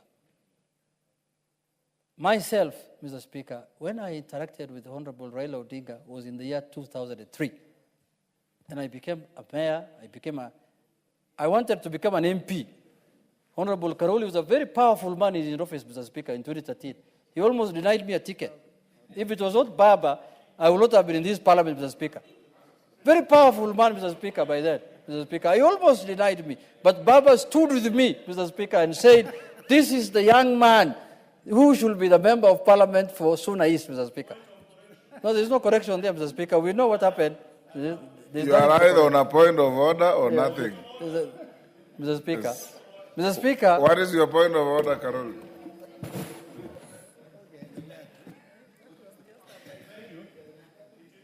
Honorable Speaker, it is true I was very powerful, but I was very passionate about my work. The information the Honorable Member is sharing is inaccurate.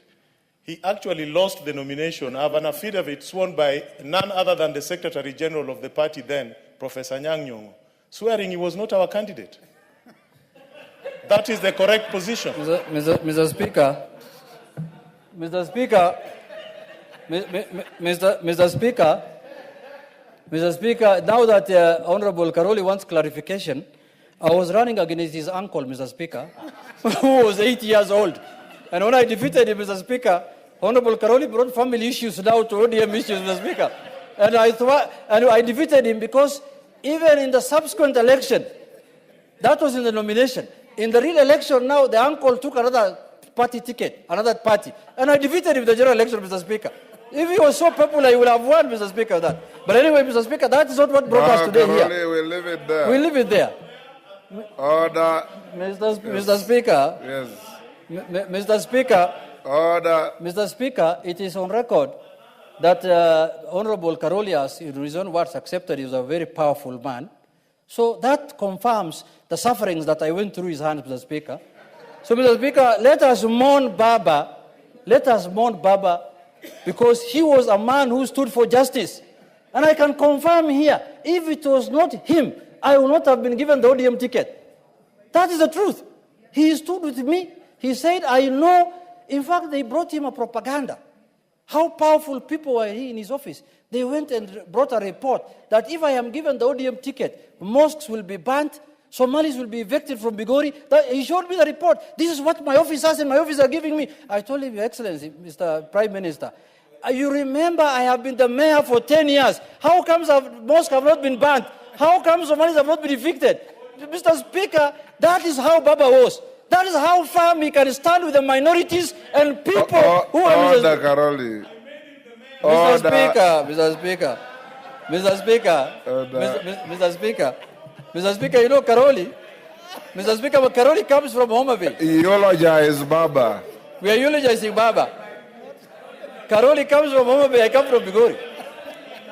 Mr. Speaker, let me conclude. Order. Let me conclude.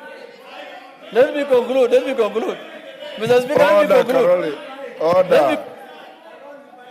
Order, Karoli Omonde. Order. Order, Karoli Omonde. Order, Karoli Omonde.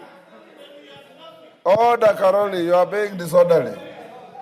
Order, Karoli Omonde. Order. We are eulogizing a great man. Order, Karoli Omonde. And the two of you, Karoli and Junet, yours truly he has mentored you. Karoli, you know, you worked for me, and you are a decent young man. Junet, you know you have been my friend from 2007. You are a decent young man. Maintain that decency as we eulogize Baba. And no side shows. And the death of the Right Honorable Raila Odinga should not raise collateral passions on the floor of the House. Whatever there is between your neighboring counties, keep it out there.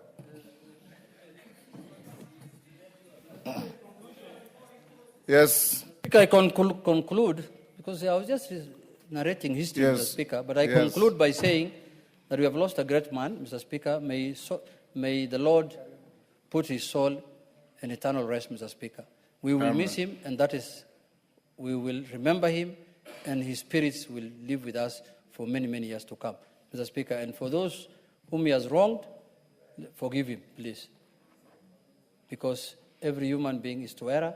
And for those who committed crimes against him also who are here now, please return if there's anything you have done to his family or to himself. Thank you very much, Mr. Speaker. You beg to move. I beg to reply, Mr. Speaker. I beg to reply, Mr. Speaker. Thank you. Honorable Mureu, sorry, you have no chance. Order. First, what you asked me you want to do is of little relevance to this eulogy. You said you want to recite Harry Belafonte's Jamaica farewell. Order. Order. This is a House of Parliament, Millie. Order. Besides, you have already spoken to this motion.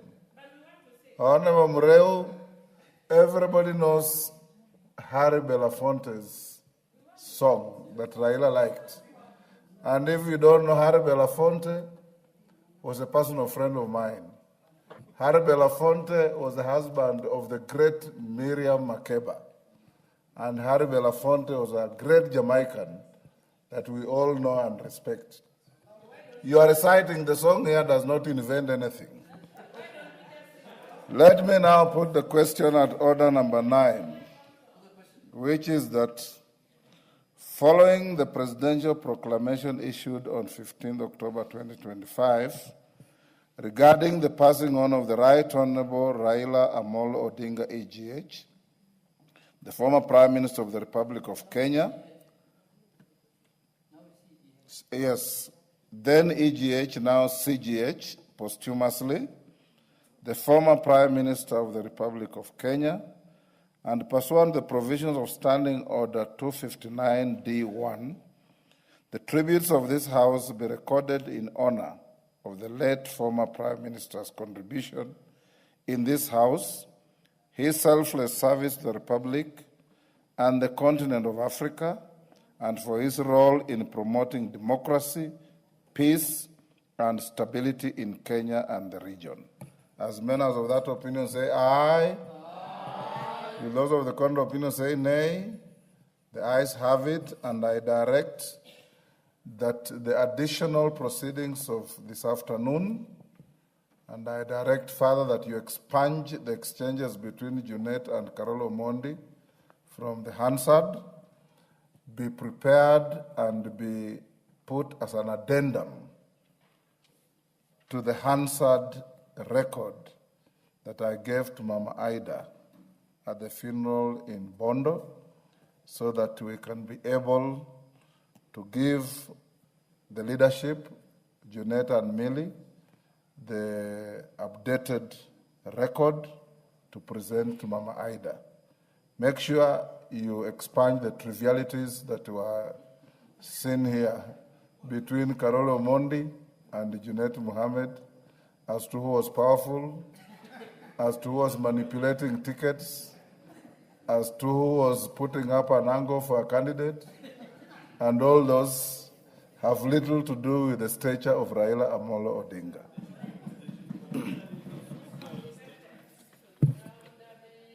Next order. Order number 10, motion, consideration of 10 regulations relating to the petroleum sector. Gishimu, order, Millie, order. Gishimu, go on. Thank you, Honorable Speaker. Honorable Speaker, I beg to move that this House adopts the report of the Committee on Delegated Registration on its consideration of 10 sets of regulations relating to petroleum sector laid on the table of the House Thursday, 16th October 2025, and pursuant to the provisions of Section 18 of the Statutory Instruments Act, Cap 2A, and standing under 210 4B, announced in entirety the following regulations. 1, the petroleum business licensing and petroleum logistics facility construction permit regulations 2025, legal notice number 95 of 2025. 2, the petroleum licensing or petroleum road transportation business regulations 2025, legal notice number 96 of 2025. 3, the petroleum operating of common petroleum facilities regulations 2025, legal notice number 97 of 2025. 4, the petroleum information statistics regulations 2025, legal notice number 98 of 2025. 5, the petroleum lubricants facility construction and licensing regulations 2025, legal notice number 99 of 2025. 6, the petroleum retail dispensing site construction and licensing regulations 2025, legal notice number 100 of 2025. 7, the petroleum liquefied petroleum gas regulations 2025, legal notice number 101 of 2025. 8, the energy petroleum information and statistics revocation regulations 2025, legal notice number 102 of 2025. 9, the energy retail facility construction and licensing revocation regulations 2025, legal notice number 102 of 2025. And 10, the petroleum products quality management regulation 2025, legal notice number 104 of 2025. For failure, the reason is for failure to comply with the Statutory Instruments Act of Cap 2A. Honorable Speaker, this is a very straightforward motion because the only reason that the committee is seeking to have these regulations nullified is because they offend the provisions of Section 11, subsection 1 of the Statutory Instruments Act, Cap 2A, which provision, Honorable Speaker, require that a cabinet secretary in charge of statutory regulatory making authority shall submit regulation upon publication within 7 sitting days before the responsible clerk for tabling in Parliament. So these regulations, Honorable Speaker, all these regulations were published on the 30th May 2025, and they were submitted before the clerk of the National Assembly on the 11th July 2025, way beyond the requisite time of the 7 sitting days. So, Honorable Speaker, while the Committee on Delegated Registration is also mandated to look at the matters, public participation, the compliance with the Constitution and the Parent Act, the committee did not delve into those considerations because actually these regulations were brought before the House out of time. So that is the only reason, and I don't want to belabor because the committee has no powers to enlarge time within which to allow the regulation to be tabled before Parliament. Honorable Speaker, without belaboring the point, I beg to move, and I now call upon Honorable Member for Kadhiani and the Deputy Minority Leader, Honorable Robert Mbui, to second. Honorable Speaker. He looks surprised, but member for Kadhiani.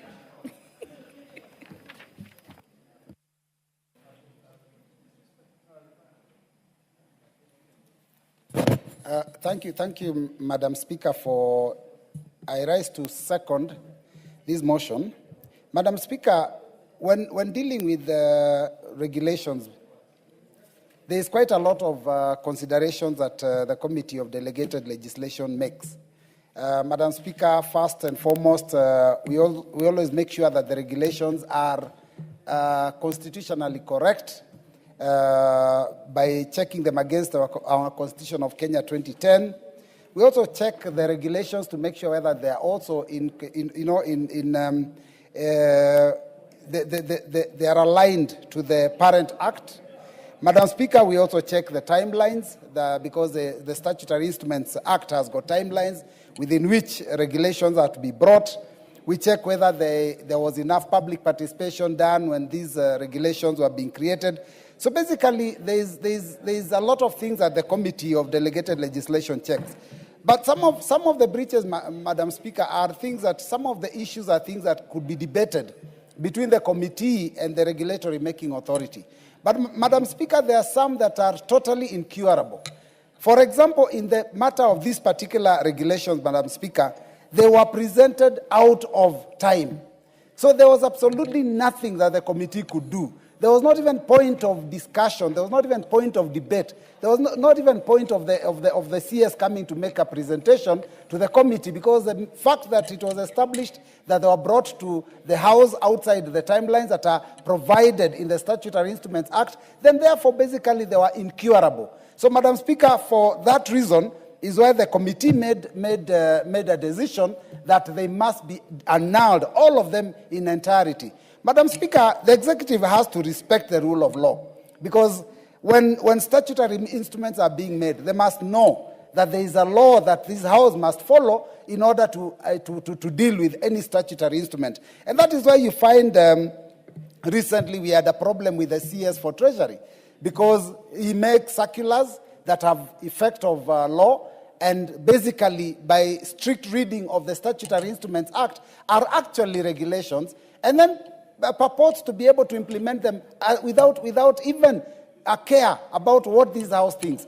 And Madam Speaker, he makes a circular that contradicts the parent act, the one we call the Public Procurement and Asset Disposal Act. So, Madam Speaker, this is something that the executive has to stop doing, because you must respect the rule of law. These are the things that our late Honorable Raila Odinga stood for. These are the things that members have been talking about since his passage. And so we must ask the executive to be careful, not to present things out of line, not to go against the law. Madam Speaker, today morning as a committee, and I'm speaking this as I conclude, we were to meet with the CS for education. And Madam Speaker, it is also about the same issue of circulars. Now, Madam Speaker, when a circular is given, and that circular has effect of law, it contradicts Article 94(5) of the Constitution, which, Madam Speaker, allow me to read, says, no person or body other than Parliament has the power to make provision having the force of law in Kenya, except under authority conferred by the Constitution or by legislation. So, Madam Speaker, I want to say that the executive must understand respect is two-way. We respect the executive, but they also have to respect the House. So with those few remarks, Madam Speaker, I second. Very well. Honourable members, I therefore propose the question that this House adopts the report of the Committee on Delegated Legislation on its consideration of 10 sets of regulations relating to the petroleum sector, laid on the table of the House on Thursday, 16th October 2025, and pursuant to the provisions of Section 18 of the Statutory Instruments Act, Cap 2A, and Standing Order 2104B, annuls in its entirety the following regulations. Number one, the petroleum business licensing and petroleum logistics facility construction permit regulations, legal notice number 95 of 2025. Number two, the petroleum licensing of petroleum road transportation business regulations, legal notice number 98 of 2025. Number three, the petroleum operating of common petroleum facilities regulations, legal notice number 97 of 2025. Number four, the Petroleum Information and Statistics Regulations, legal notice number 98 of 2025. Number five, the Petroleum Lubricants Facility Construction and Licensing Regulations, legal notice number 99 of 2025. Number six, the Petroleum Retail Dispensing Site Construction and Licensing Regulations, legal notice number 100 of 2025. Number seven, the Petroleum Liquefied Petroleum Gas Regulations, legal notice number 101 of 2025. Number eight, the Energy, Petroleum Information and Statistics Revocation Regulations, legal notice number 102 of 2025. Number nine, the Energy, Retail Facility Construction and Licensing Revocation Regulations, legal notice number 103 of 2025. And finally, the Petroleum Products Quality Management Regulations, legal notice number 104 of 2025. Honorable Sunkuli. Yeah, Madam Speaker, in support of this motion, I just want to urge the House to nullify these regulations. When these regulations were presented before our committee, there were two problems. One is that they were actually dead on arrival because they were not presented within the time that is required under the Statutory Instruments Act. So we did not open the regulations to actually look into them. And unfortunately, Madam Speaker, it seems that the executive wanted these regulations to pass by a fraction of time. Because if by tomorrow, actually, these regulations stand, they'll have the force of law without Parliament considering them. So it is very crucial that we actually reject them today so that the executive can republish them and come and defend them within the given time. Madam Speaker, I support. Very well. Honourable members, I see some members who have cards on, but they are not in the House. Sanei, Wajir North, Yusuf Hassan, Honourable Ngusia, CNN. Are you willing to speak on this one? If not, Honorable Kagusha, Karoli,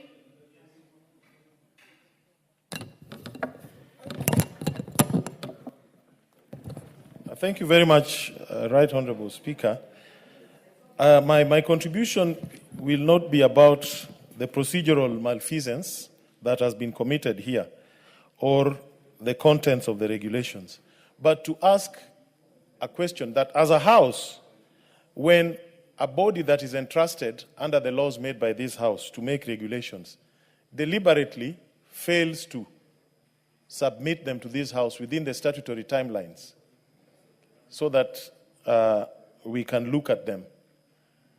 And those regulations, of course, we believe were not made in vain. There must have been some purpose or reasons behind them, raison d'etre, for the regulations, which now then cannot be achieved. Should we just annul, or should we, as a House, go further and reprimand? What action should we take so that this does not become a routine practice among executive agencies that we have entrusted to make subsidiary legislation on behalf of this House? I think we should not just annul and leave it there. We should annul and take some further action. Because we need to find out, why didn't they submit the regulations within the statutory timeline of 7 days? Why did they wait for 15 days? If they were made these regulations to achieve certain policy objectives.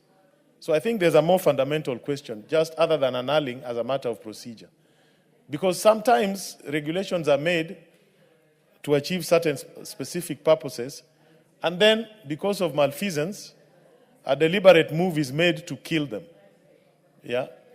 or to have them not come into effect. So as a House, we should really take this matter seriously. Thank you, Right Honorable Speaker. Honorable Owen Bai.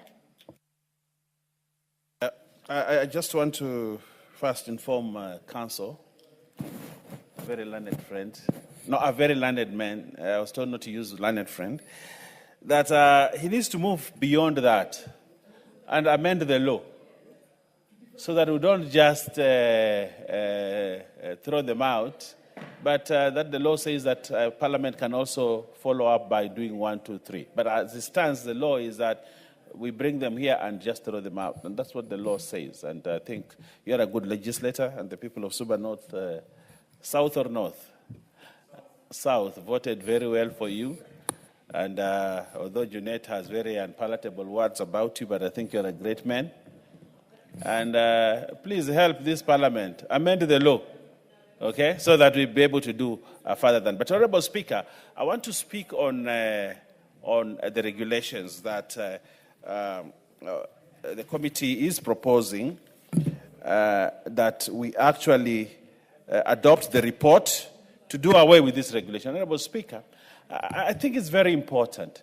The reason why we pass law here, and law with a rider to say that the parent ministry will make regulations, is to give effect to the law, But when, Honorable Speaker, cabinet secretaries or ministry or department or sagas come and do regulations, they make you regulations, they want to sneak them behind Parliament, Honorable Speaker.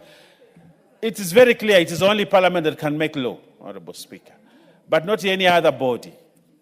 And sometimes you realize that they sneak law and wait so that we don't know, so that the time passes, elapses, and therefore it becomes law. I want to tell those that have been given the opportunity by the President to serve in the capacity of cabinet secretaries, please do the duty that you are mandated by law. Create the required regulations, make the required regulations, and bring them to the House as fast as possible so that we can give effect to the law. Sometimes we have law that we cannot implement because regulations have not been done. You cannot operationalize the law very well because regulations have not been done, Honorable Speaker. I'll give you a good example, Madam Speaker. Even as Mr. Gishimu tries to distract you from what I'm trying to say. Honorable Speaker, you remember the Fisheries Bill, the Fisheries Act. The Fisheries Act went into operation without regulations for many years, Honorable Speaker. And the fishermen in Kilifi, the fishermen in the coast, the fishermen in Nyanza, and the fishermen all over the country suffered just because a cabinet secretary failed to bring regulations. Regulations which were meant to actually to operationalize the law. What happened after having all this law for many years, Honorable Speaker, the court in Malindi actually declared that law unconstitutional because somebody failed to do his duty. So today we are here, sitting here, a total number of 10 set of regulations, Honorable Speaker, are being annulled here just because somebody did not do his job properly. It's a waste of time, waste of taxpayers' time, waste of taxpayers' money, and a waste of the industry. The petroleum sector is very important in this country. The petroleum industry, very important. One of the places that we must have regulations on time is the petroleum sector because it drives almost every part of the economy. But when a cabinet secretary does not do the right thing, and Parliament has now to quash all these 10 regulations, Honorable Speaker, just because somebody failed to do his duty, Honorable Speaker, that is despicable, and that should not happen in this country. And this Parliament, I want to tell them, this Parliament is awoke more than any other time. We see what they think we cannot see, and we discern what they think we cannot discern. And Honorable Speaker, I want to congratulate the committee for doing the right thing. And I want to say that the committee of delegation continue that way. And those cabinet secretary or people given mandate to develop subsidiary regulations must follow the law and do it properly, do it well, so that this country and the industries that they've been put in charge of can move forward. I thank you, Honorable Speaker, and I support. Very well. Honorable CNN. Not on this. If there is no more interest on this, Member Fortetu.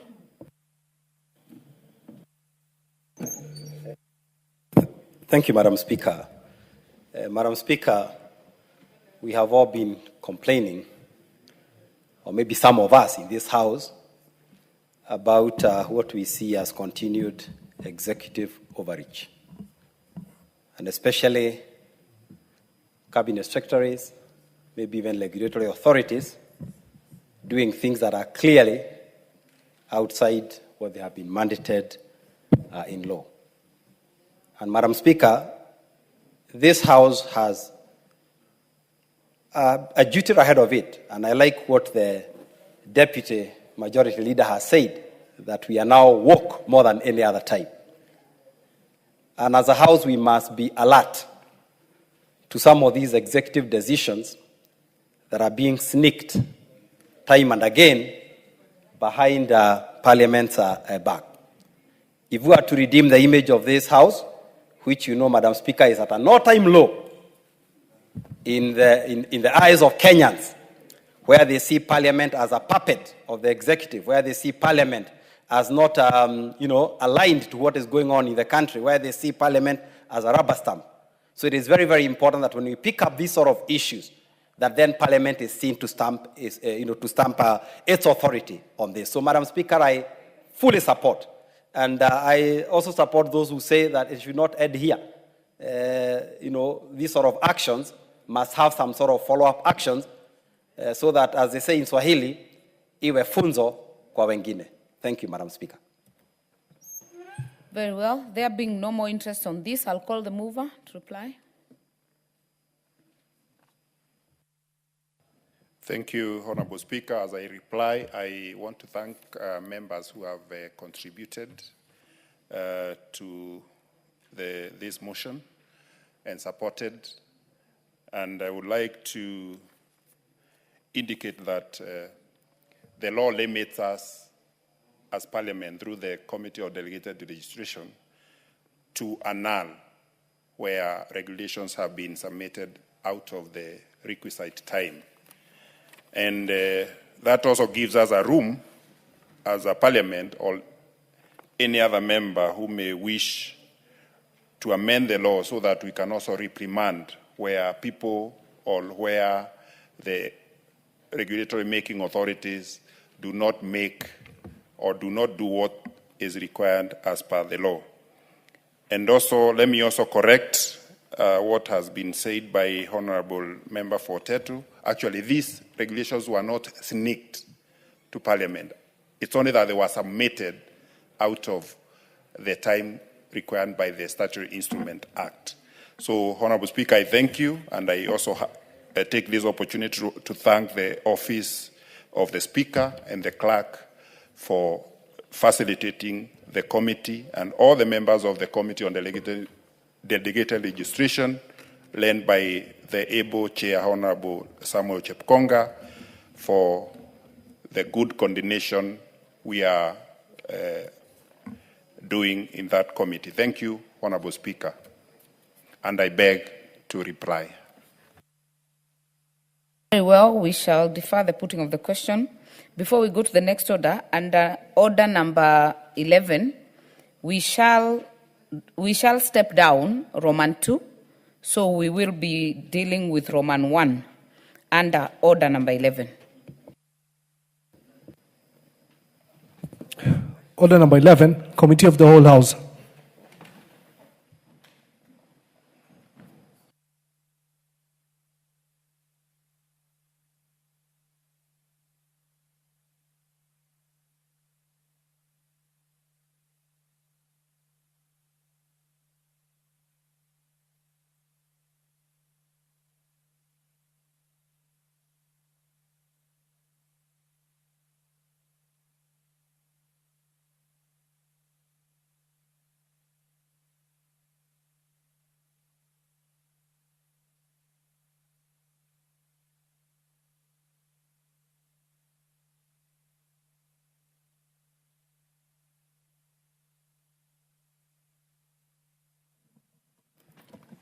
Honorable members, we are now in the Committee of the Whole for the consideration of the Pyrethrum Repeal Bill, National Assembly Bill number 40 of 2024.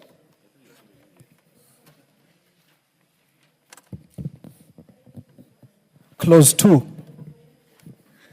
Honorable members, I propose the question that Clause 2 be part of the bill. Has no amendment. I now put the question that Clause 2 be part of the bill. Will as many as are of that opinion say aye? Will as many as are of a contrary opinion say nay? The ayes have it. Title. I propose the question that the title of the bill be the title of the bill. I now put the question that the title be the title of the bill. Will as many as are of that opinion say aye? Will as many as are of a contrary opinion say nay? The ayes have it. Clause 1. I propose the question that Clause 1 be part of the bill. No amendment. I now put the question that Clause 1 be part of the bill. Will as many as are of that opinion say aye? Will as many as are of a contrary opinion say nay? The ayes have it. Honorable members, we have come to the end of the Committee of the Whole on this bill. I will therefore call the mover to move reporting.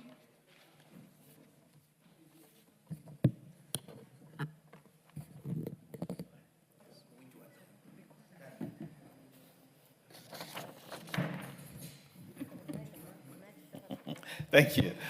Hon Chairperson, I beg to move that the committee do report to the House its consideration of the Pyrethrum Repeal Bill, National Assembly Bill number 40 of 2024, and its approval thereof without amendments.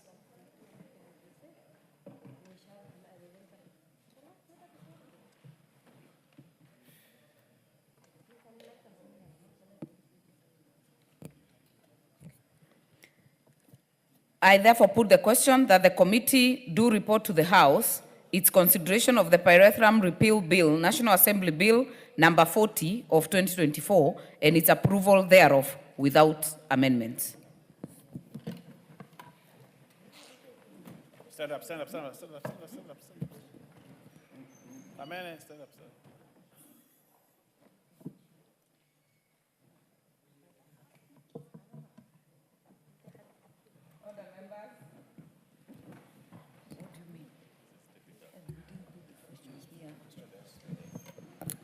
Order members, allow me to retake that and put the question that the committee do report to the House its consideration of the Pyrethrum Repeal Bill, National Assembly Bill number 40 of 2024, and its approval thereof without amendments. Will as many as are of that opinion say aye? Aye. Will as many as are of a contrary opinion say nay? The ayes have it. Rise, all rise.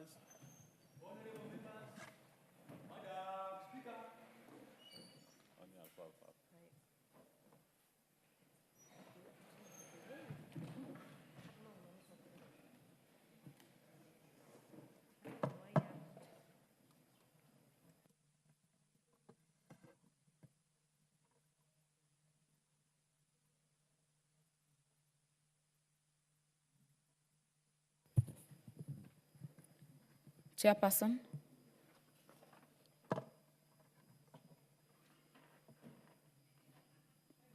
Interesting. Honorable Speaker, I beg to report that the Committee of the Whole House has considered the Pyrethrum Repeal Bill, National Assembly Bill number 40 of 2024, and approved the same without amendments. Mover. Honorable Speaker, I beg to move that this House agree with the report of the Committee of the Whole House on its consideration of the Pyrethrum Repeal Bill, National Assembly Bill number 40 of 2024. I also request the Honorable Ngogoyo, to second the motion. Thank you, Madam Speaker. We have gone through the bill and we support it as it is. Thank you.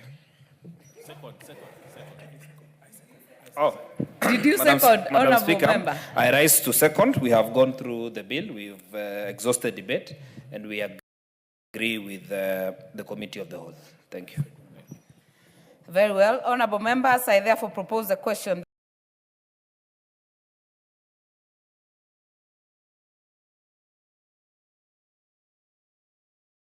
that this House do agree with the report of the Committee of the Whole House on its consideration of the Pyrethrum Repeal Bill, National Assembly Bill number 40 of 2024.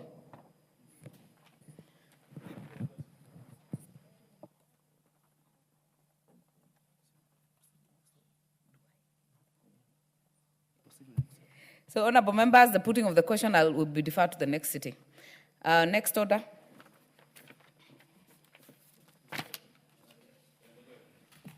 Order number 12, the Maternal, Newborn and Child Health Bill, Senate Bill number 17 of 2023. Resumption of debate. This was already moved by the Chair, Health Committee, who was on the floor.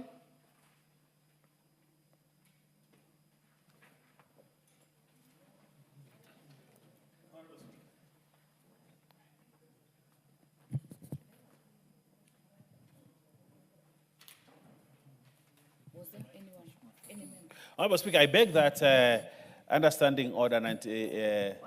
Wait, Honorable Mbaya. Honorable Fatuma had a balance of 5 minutes, but she's not in the House, so we'll continue with the debate. Honorable Owen, were you on this?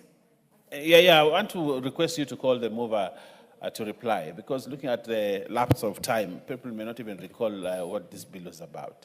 But I think debate was done conclusively, and therefore, now that the Honorable Dr. Nyikal is here, he could reply and we move on. And this is a good bill, after all, Honorable Speaker. And I think by the we get to third reading. Very well, you've made your point, Honorable Owen. Honorable members, allow me to put the question that the mover be called to reply. Will as many as are of that opinion say aye? Will as many as are of a contrary opinion say nay? The ayes have it. Mover. Chairman for Health Committee. Thank you, Honorable Speaker. I wish to first of all appreciate the members that contributed to this and the issues that they raised pertaining to this. And I also wish to appreciate the Senate members that actually brought this and the support that it came through in our committee. Honorable Speaker, this is an extremely important bill, because if you look at our health data, if you look at the indicators of health, this is the one area of the health sector where we still need a lot of work to do. If you look at our maternal mortality, it's actually still high, and with that, the perinatal mortality is equally high, both of which are indicating that we have problems in the area of antenatal care, delivery, and the care of children immediately after birth. Therefore, this bill is important, is actually addressing this, and therefore I expect that we will soon bring it to the committee of the whole House and make it eventually an act of parliament. With that, Madam Speaker, I beg to reply. Very well. We shall defer the putting of the question. Next order.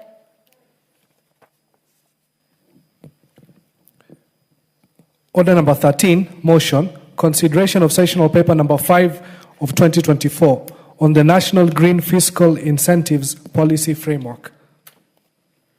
Chairperson, Development Departmental Committee on Environment, Forestry and Mining. Not in the House. We shall defer that order. Next order. Order number 14, the Tea Amendment Bill, Senate Bill number 1 of 2023, second reading. Honorable Brighton Yegon.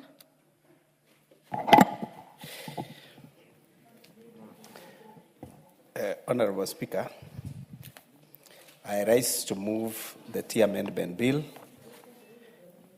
2023, Senate Bill number 1 of 2023 for the second reading. The principal objective of this bill is to amend certain provisions of the Tea Act, Cap 343, to restructure the value chain, enhance transparency and accountability in the tea sales, improve grower earnings, promote value addition, and strengthen regulatory framework governing the tea industry in Kenya. Honorable Speaker, the bill aims to achieve this by providing for institutionalization of direct sales of tea, establish a direct settlement system to guarantee timely disbursement of tea proceeds to growers, incentivize the value addition of Kenyan tea by exempting certain categories of packaged tea from levy, devolve specific regulatory functions to county government, enhance the governance architecture of Tea Board of Kenya, and harmonize the statutory definitions of terminologies employed within the Tea Act to ensure legislative coherence and administrative clarity. Honorable Speaker, allow me to highlight some of the specific issues that the bill seeks to address. One is direct sales. The bill proposes to introduce provisions for direct sales of tea by allowing licensed factories to or entities to representing growers to engage in direct sales. Madam Speaker, tea proceeds management. The bill proposes to establish direct settlement system for depositing proceeds from direct sales of tea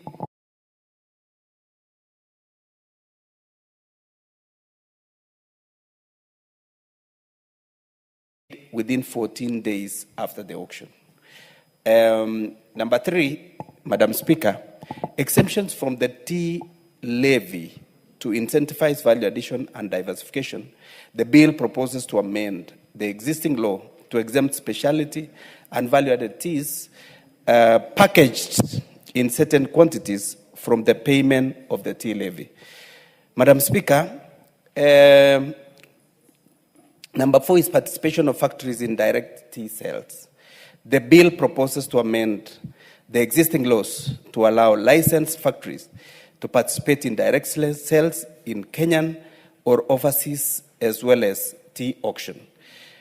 Honorable Speaker, the tea industry being a critical sector in the economy of this country, the Departmental Committee of Agriculture and Livestock conducted an elaborate public participation that involved all stakeholders in the country who gave their views, their opinions, and inputs through both oral and written submissions, which the committee considered and factored in to the report tabled in the House today.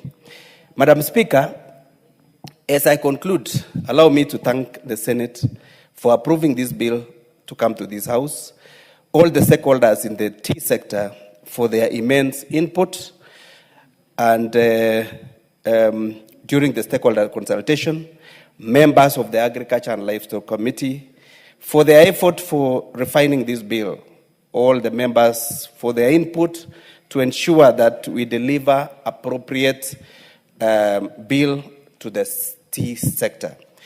Honorable Speaker, the Tea Amendment Bill 2023 introduces progressive reforms that are consistent with the constitutional principles and national economic agenda.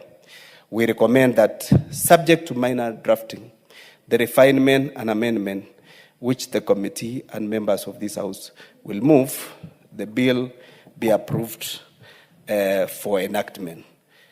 With that, I beg to move. Madam Speaker, I want to add the following.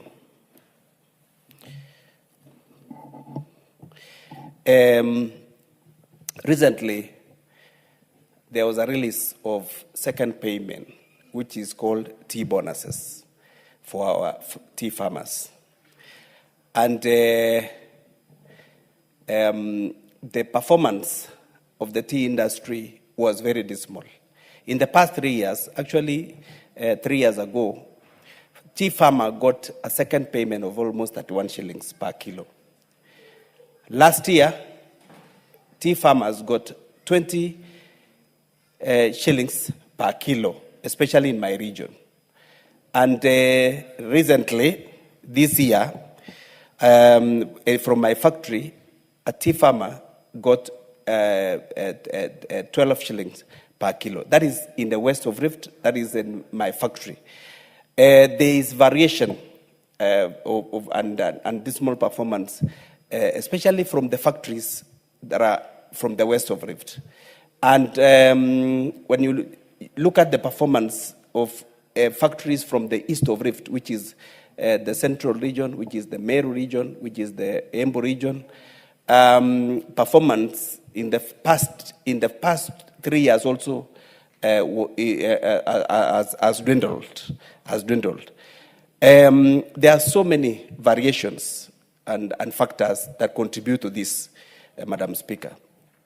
And these are issues that we're trying to sort out by moving this particular bill and by trying to pass this particular bill so that it can assist our farmers get to improve on price per kilo going forward. Madam Speaker, more than 700,000 smallholder tea farmers depend on tea.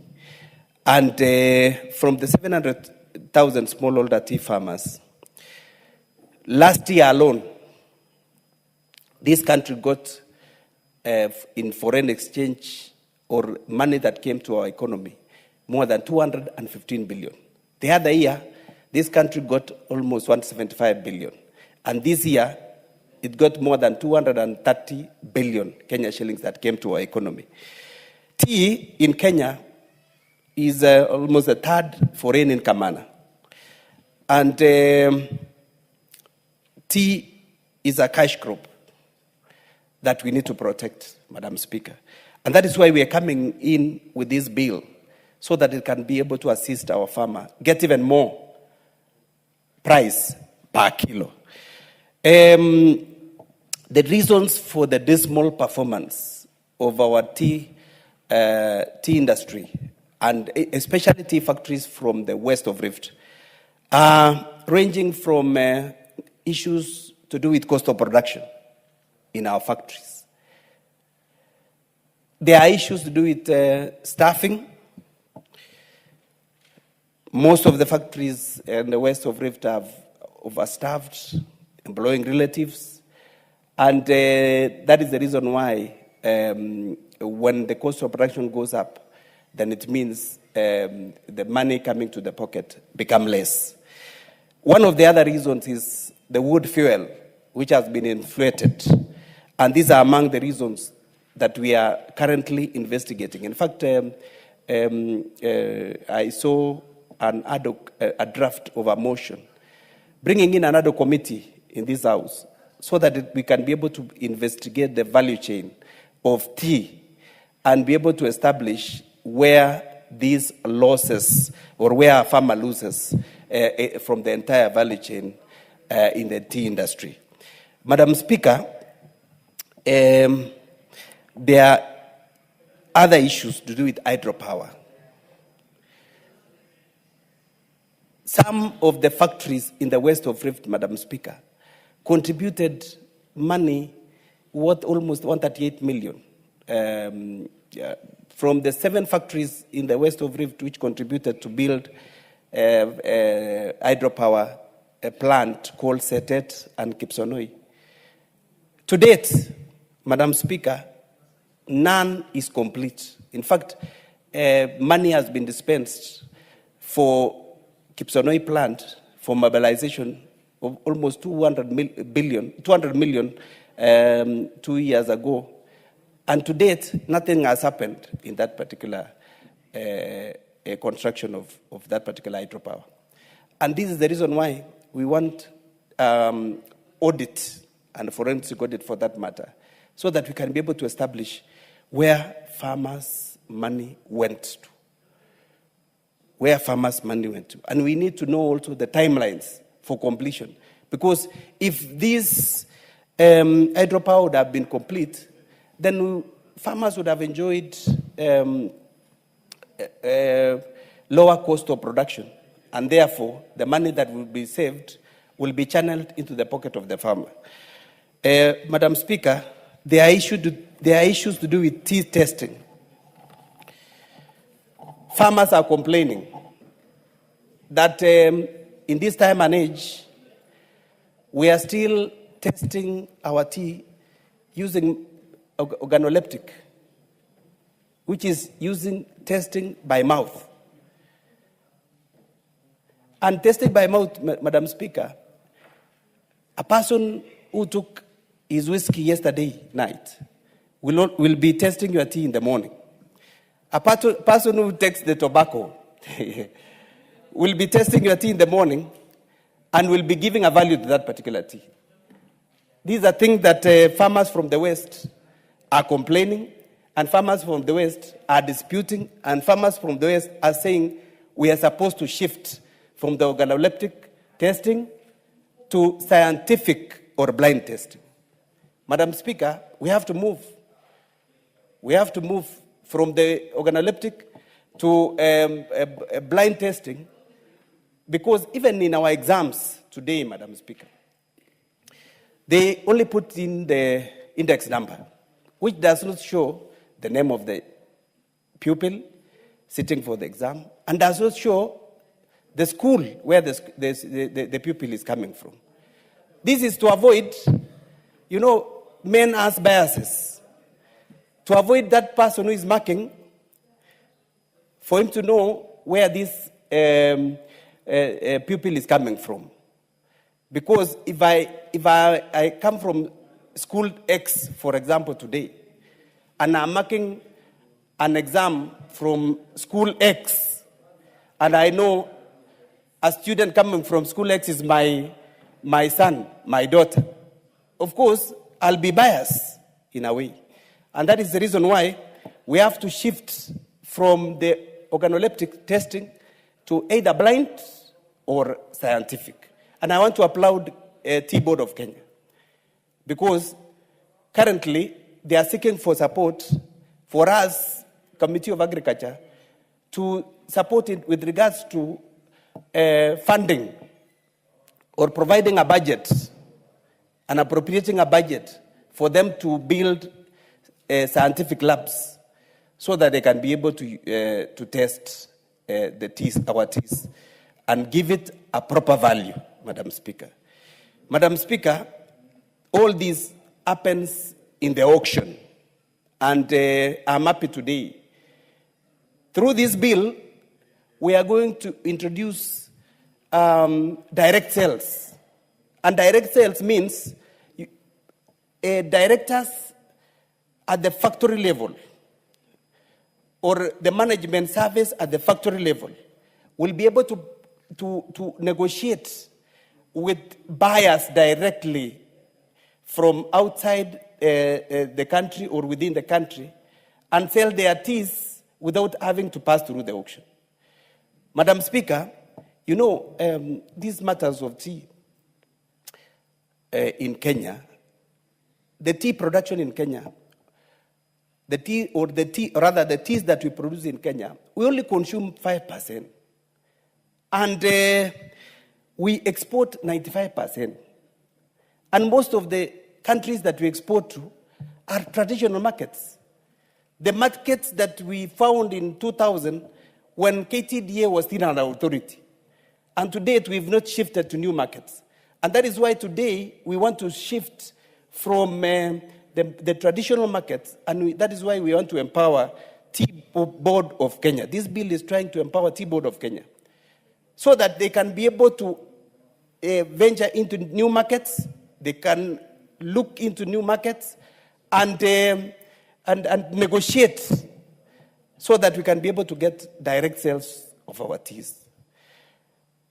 This bill is also trying to empower Tea Research Institute so that Tea Research Institute can be able to do proper research on the good loans that our teas can, of clones that the clones that can produce the best teas, especially specialty teas, the orthodox teas, the green teas, and the purple tea, and all those value-added teas. Madam Speaker, some of the challenges that we are experiencing in our factories are to do with the merged accounts. You find that, especially in the west of Rift, there are so many factories that are lumped up together. Koros Tea Factory, for example, has around 4 other factories that are that Koros has given birth to. One of them is Moti Goti, another one is Olenguruoni, Tirigagati, and others. And when it comes to calculation of this payment, despite of the performance of each individual factory, they do an average. So if you work hard, for example, like the way Motigo Tea Factory worked hard, and they got a positive of 8, and the way the other factories did not work hard, and they got a negative, at the end of the day, they come and do an average, which now pulls down the people who worked hard and struggled so hard to pick the right quality of tea, which is 2 parts and a leaf, and the others may not have considered picking the right quality, and it demotivates the farmers from the factories who worked so hard and who kept the promise of keeping the cost of production down, and therefore, at the end of the day, they become demotivated. Madam Speaker, so many factories, especially from the west of Rift, have borrowed loans to settle the second payment. Based on the volumes of teas and valuation of teas that are in the stores or in the warehouses in Mombasa. Madam Speaker, with introduction of this bill,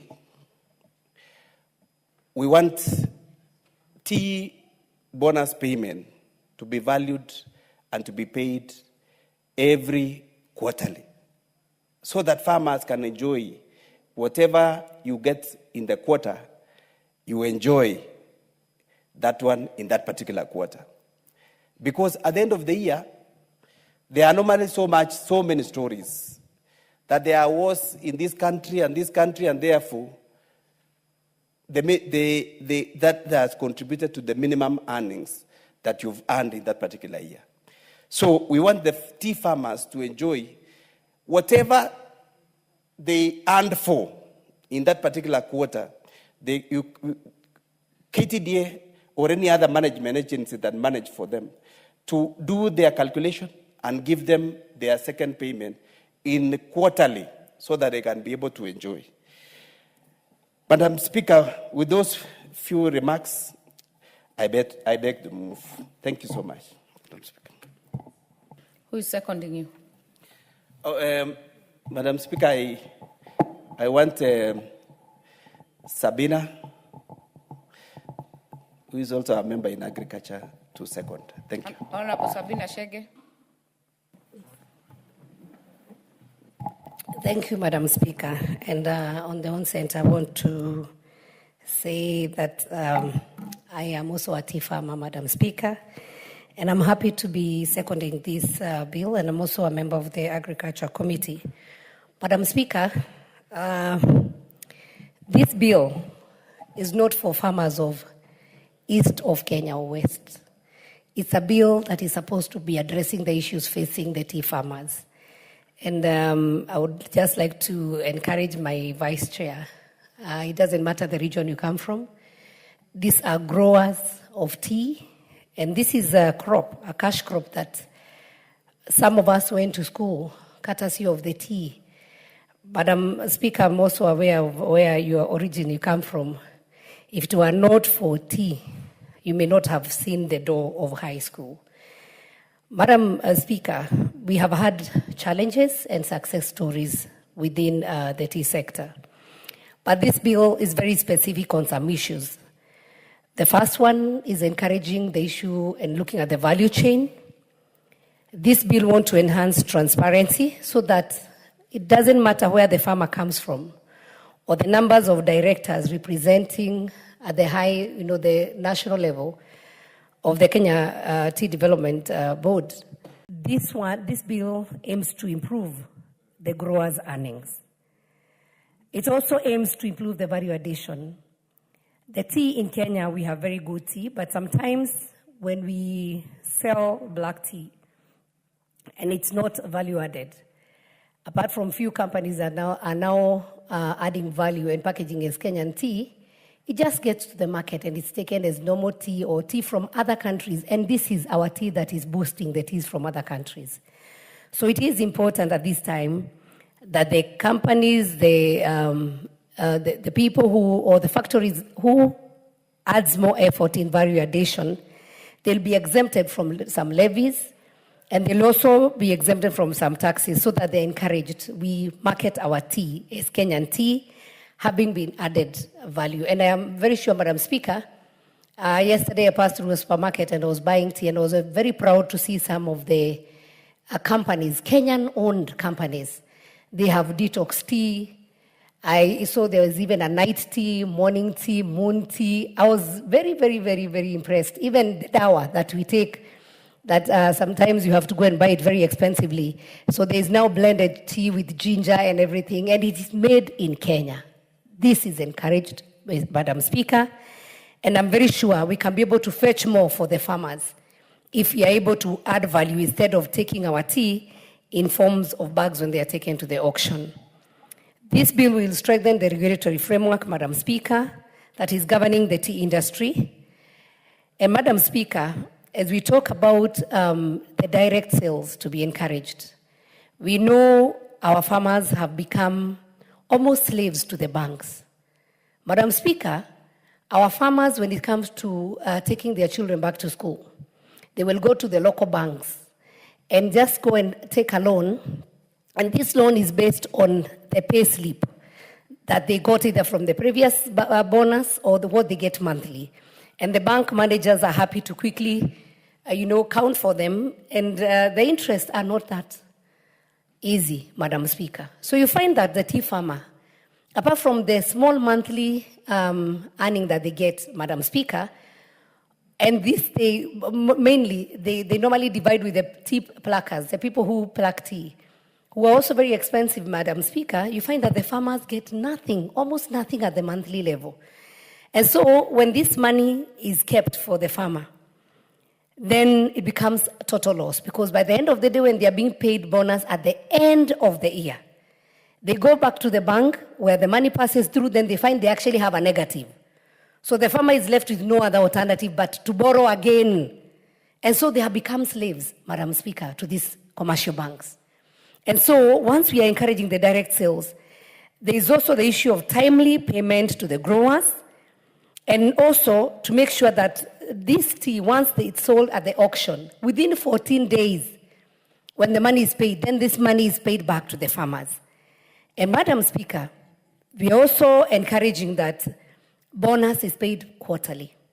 We know of course, we know our children go back to school in May, in August, and January. So we have the 3 seasons. So if this bonus is paid quarterly, Madam Speaker, the farmers will not have any business to go and borrow because they will have money.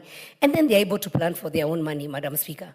But we have also seen sometimes there is also misuse when bonus comes in. I think where you come from, we are just a few varies across each other, where we had men disappearing during Christmas and only them showing up January or at the end of December, broke, beaten, because they took their money elsewhere, where they went and got a bit confused, took a little bit of some alcohol, and forgot that they had wives who had toiled so hard to make sure that they get the tea proceeds.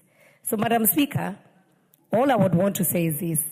I hope this bill will cure, and the tea board, as it comes in, they'll be able to address the many challenges that maybe my vice chair also alluded. They were not part of the bill, but he took the chance to allude to the challenges that the tea farmers are facing.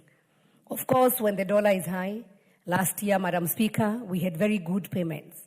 But at this point, Madam Speaker, this year, where the dollar still remained at 129, this affected our farmers' payments. And of course, the other challenges, the issue of fertilizers, there's the issue of some of these tea factories are also very old. So running those machines that keep on being repaired is also a cost. And Madam Speaker, the tea research, I hope they can be able to quicken and fast track. There is orthodox tea, and I want to say that one of our factories called Gere. Very soon we are hoping the president will come and launch the orthodox line. And the farmers who actually did orthodox tea got very high returns compared to the normal black tea that we are used of. So it's a high time as a country. We do the research and then we help our farmers improve. Some of the bushes, Madam Speaker, when I was born, those are the same bushes we are still plucking till today.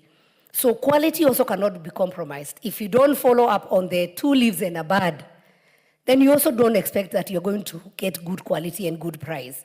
So we will encourage each other.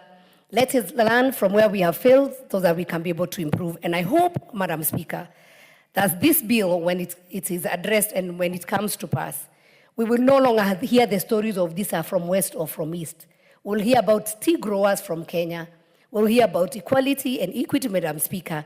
But also, a farmer can be able to clearly tell, this is my quality, this is the price I got, and transparency is going to be encouraged. So I second, Madam Speaker, and I'd wish to ask the House to second this bill so that the quagmire, the confusion, the rumors, the propagandas, and even the politicization of tea can stop with this bill. I thank you, Madam Speaker, and I second.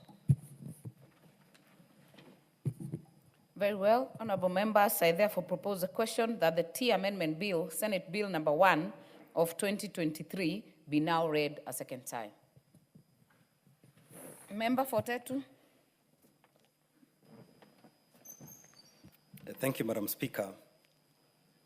Madam Speaker, half of my constituency grows tea and the other half coffee. And anything that we can do at this time to improve the plight of our farmers, as a house, we will really be adding value to the lives of Kenyans. It is true, Madam Speaker, that in the just concluded financial year, there was a huge discrepancy in the payment of tea bonuses, especially some factories in the west of this country got very low returns, and others did fairly well. And both the proposer and the seconder of the motion have attributed some of the reasons, the age of the factory, the quality of the tea, the age of the bushes. There are many factors that lead to some of these things. But more importantly, Madam Speaker, it is the management of the factories. My own factory, Gaduthi Tea Factory, had the third highest payment, and I must openly congratulate the directors in the country. It's an old factory. but they have continued to work hard to deliver 57 shillings and 50 cents in bonus, which was the third highest in the country. So it is important that we also address the issue of management. We know a lot of these factories have borrowed left, right, and center from banks. Part of the money was misused, and now they are paying huge interest, for some of these loans, which is eroding farmers' earnings. We also know there is this infighting within KTDA that has persisted for a long time. Thankfully, now it's a bit settled, which has also, to a large extent, compromised, the whole management of the tea sector. So, Madam Speaker, any bill to improve the plight of farmers, and especially the provision to pay bonuses quarterly, that will be a game changer in this country. I am a tea farmer. I have a small, very, very small piece of land for tea. The money I get monthly is not even enough to sustain the person who picks the tea. So as a tea farmer, I wait a whole year with all my problems, waiting for that magical thing called bonus. And like the proposer and the seconder has said, we have children who need to go to school. So you go to a lot of these tea growing areas, and the tea farmers are poor. Imagine, Madam Speaker, even you, if this parliament told you that you'll be earning your salary only in December the whole year. So I don't know where, I think this bonus issue, it's a strange invention. How do you ask the person to toil on their farm every day? Then the only reasonable payment they get is after 1 year. Yet, Madam Speaker, we know tea is sold weekly. Tea is sold monthly. Like now, my own factory, Gaduthi, they have reported to me that their tea for September, they do not even have a single bag in Mombasa because they have high quality tea. It's already been sold.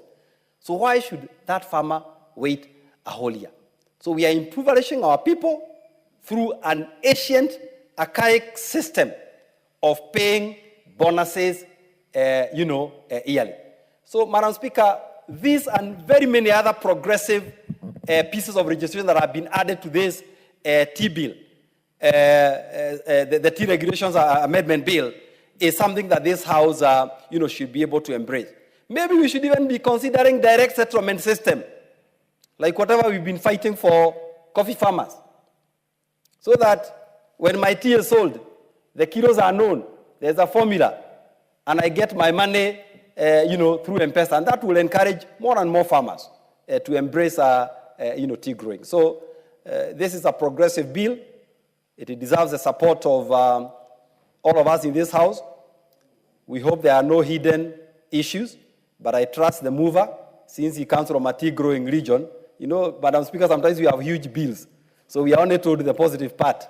Then you have some little hidden issues. So, but because I know he is looking for the election and he cannot afford to... Member for 10 to that is why you must also read for yourself. Madam Speaker, I've read bits and pieces, but it's a big bill. So,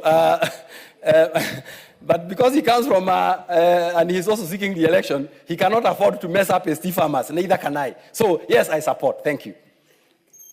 Member for Kitui Central, Dr. Makali. Yeah, thank you. Thank you so much, Honorable Speaker. Honorable Speaker, I want to thank you for this opportunity. It is obvious that where I come from, we don't grow tea, but I want to support this important bill, Honorable Speaker. Honorable Speaker, listening to those who grow tea, what they are telling the country is they are facing challenges in terms of payments. Our farmers are toiling the whole day, doing very hard work in terms of ensuring that there is tea. At the same time, we all know that the quality of our tea, Kenyan tea, all over the world, is very high quality. And actually, in most cases, is used to improve the quality of tea from other countries. That being the case, we expect our farmers to get a very good return for the tea. But you can hear from those who wear that shoe that things are not working. And that's why this bill becomes very important, Honorable Speaker, that we are able to support, even those of us who don't grow tea. Why am I supporting this? I'm supporting because when the tea farmers do well, the farmers from Kitui and the southeastern part of this country who grow what we call ndengu will also be able to support, to benefit as the next group. So, Honorable Speaker, what we are saying is Kenyans from all over the country do grow different crops. And others have their own economic activities. Like when I look at the lake, they have the fishing sector, which is their source of income, Honorable Speaker. And I think what we should be doing as a House is to ensure that we put in place strategies, structures, and even if there is need, legal frameworks, which ensure that whatever economic activity Kenyans are engaged in, Honorable Speaker, that the returns are optimized. In that case, we'll be helping it. We know very well in this country, and when we look at the history of the country, the tea farmers, the coffee farmers, the sugar farmers have actually benefited a lot since independence. Those who depend on blue economy, and I can see Dr. Ikal here, I can see Baya here, they only started benefiting the other day. Blue economy is a new thing in town. Those who are growing dengue like us, we are yet to benefit. I do remember there was the MAG bill, which was sponsored by my senator, which didn't see the end of the tunnel, and it died a natural death. So, Honorable Speaker, even as I support this bill, I would want to see a situation where even us, who will be proposing bills relating to our crops, are also supported. So at the end of the day, Honorable Speaker, we don't appear like some people are being favored in this country when it comes to issues like, like Honorable Speaker, I sit in the budget committee. We have this fund for the coffee farmers, where we put every year about 3 billion to support coffee farmers. Now, this is another bill which is targeting the tea farmers. In the past, we have had the sugar farmers being built out by the government using the still public resources. So we need to come up with an equitable way of ensuring that each region of this country benefits from some of these things, Honorable Speaker. So, Honorable Speaker, I want to say I support this bill, and it is my wish to see tea farmers getting better returns for their tea, because Kenyan tea is being internationally recognized as one of the best in terms of quality in the world. So that being the case, it is very unfair that people just do a minimal value addition and they get 10 times returns compared to what the farmer, who on day-to-day basis is in the farm, gets. And I think that unfairness should actually be sorted out by bills like what we are doing. And I would really encourage that once the bill is passed to be an act of parliament, Honorable Speaker, the other step is enforcement, implementation. Honorable Speaker, we have seen bills which are passed in this House, and up to now, some of them have never been operationalized, Honorable Speaker. Meaning the bill has been passed by this House, is still in the shelves.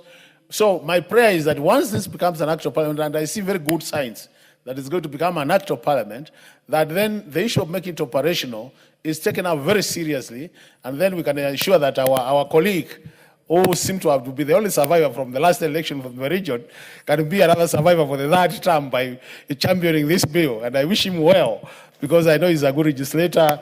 I've heard what Ndeto has said, Mheshimiwa from Nyeri.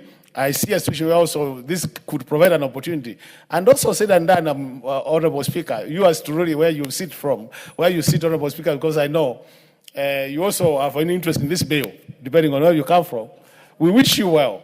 So we'll be supporting this bill so that our colleagues can have that opportunity to help their farmers, but indirectly also help themselves. With those many remarks, Honorable Speaker, I support. Thank you so much for the opportunity. Very well. Member for Runyenjes, Honorable Eric.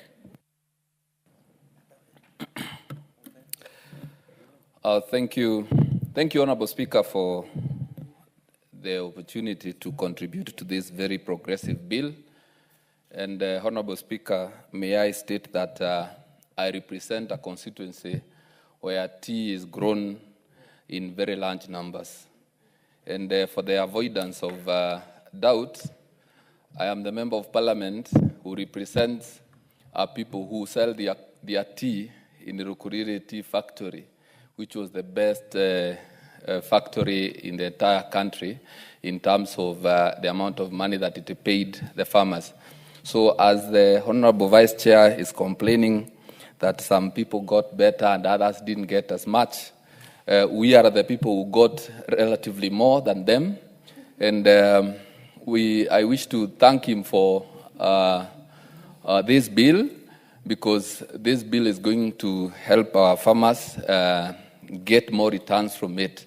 Honorable Speaker, the bill speaks to the issue of direct sales for tea by allowing licensed factories to engage in direct sales. And most importantly, Madam Speaker, is that the bill proposes a sales settlement system, so that after tea is sold at the auction and it is paid within 14 days. And Madam Speaker, I don't see the reason why tea is bought in January and farmers have to wait for the money until around 10 to 12 months so that they can be paying the same money that they earned many months ago as bonus. So I am a tea farmer myself, and I represent a constituency that has coffee farmers and tea farmers. Already the coffee farmers are benefiting from the direct sales settlement system, because once coffee is bought at the auction, it is paid within 14 days. For instance, the coffee that was sold, Madam Speaker, the coffee that was sold between April and July has already been settled and paid.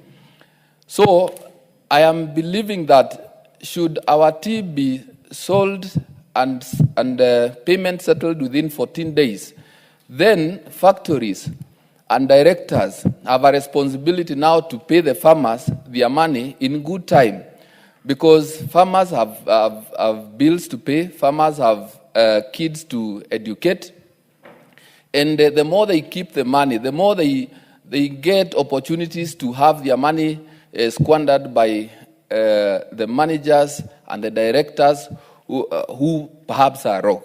So, Madam Speaker, I believe that this law is very progressive.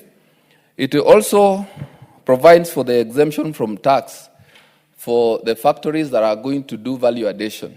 And nowadays we have seen so many factories, including Mungania and the Rokoria tea factories that are in my constituency, are already doing value addition. So exempting these factories, or rather these factories, from payment of tax for products that are value added means more income to the farmer. And the reason as to why our people are engaged in farming is so that they can get more income from the activities that they do.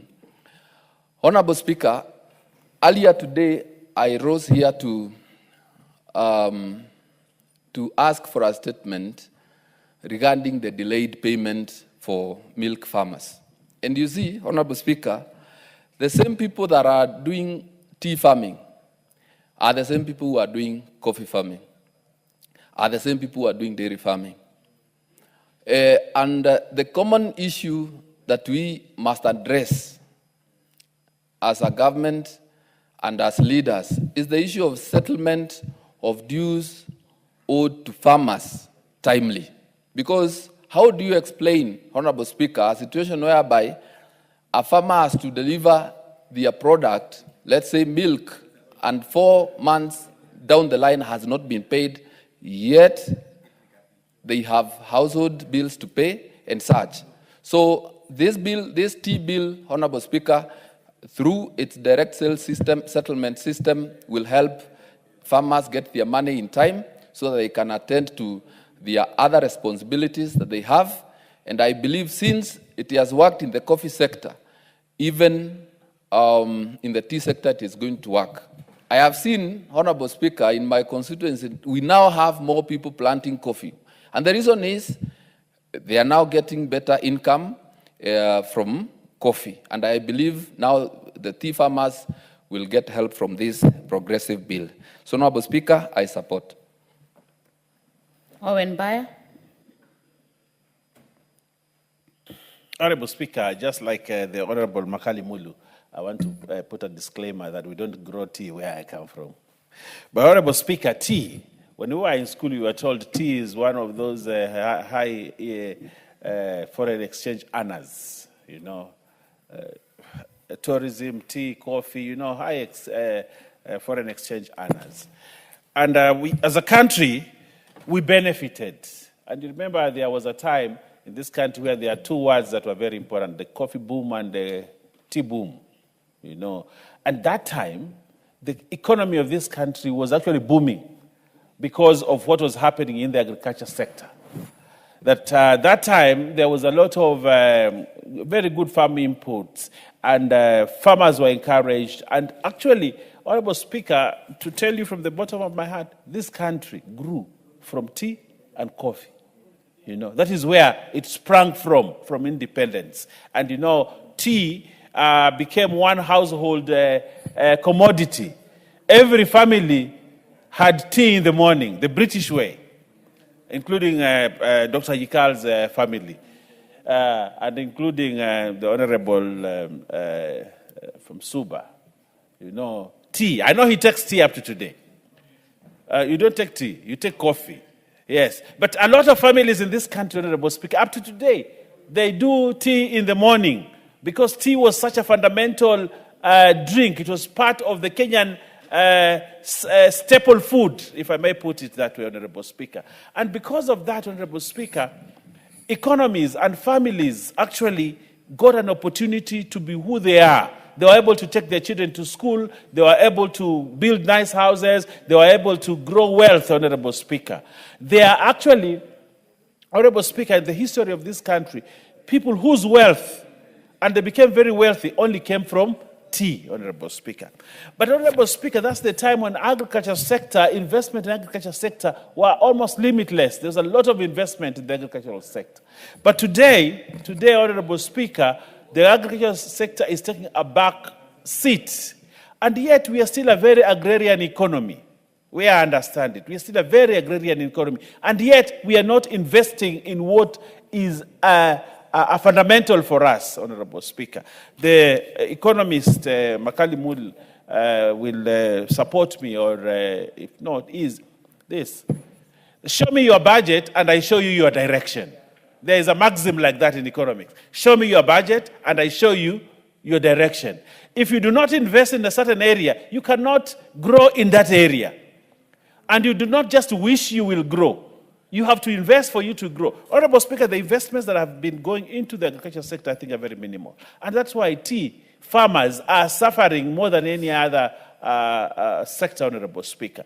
And because we have stopped investing in the economy, the agricultural economy, Honorable Speaker, this country's economy has stagnated.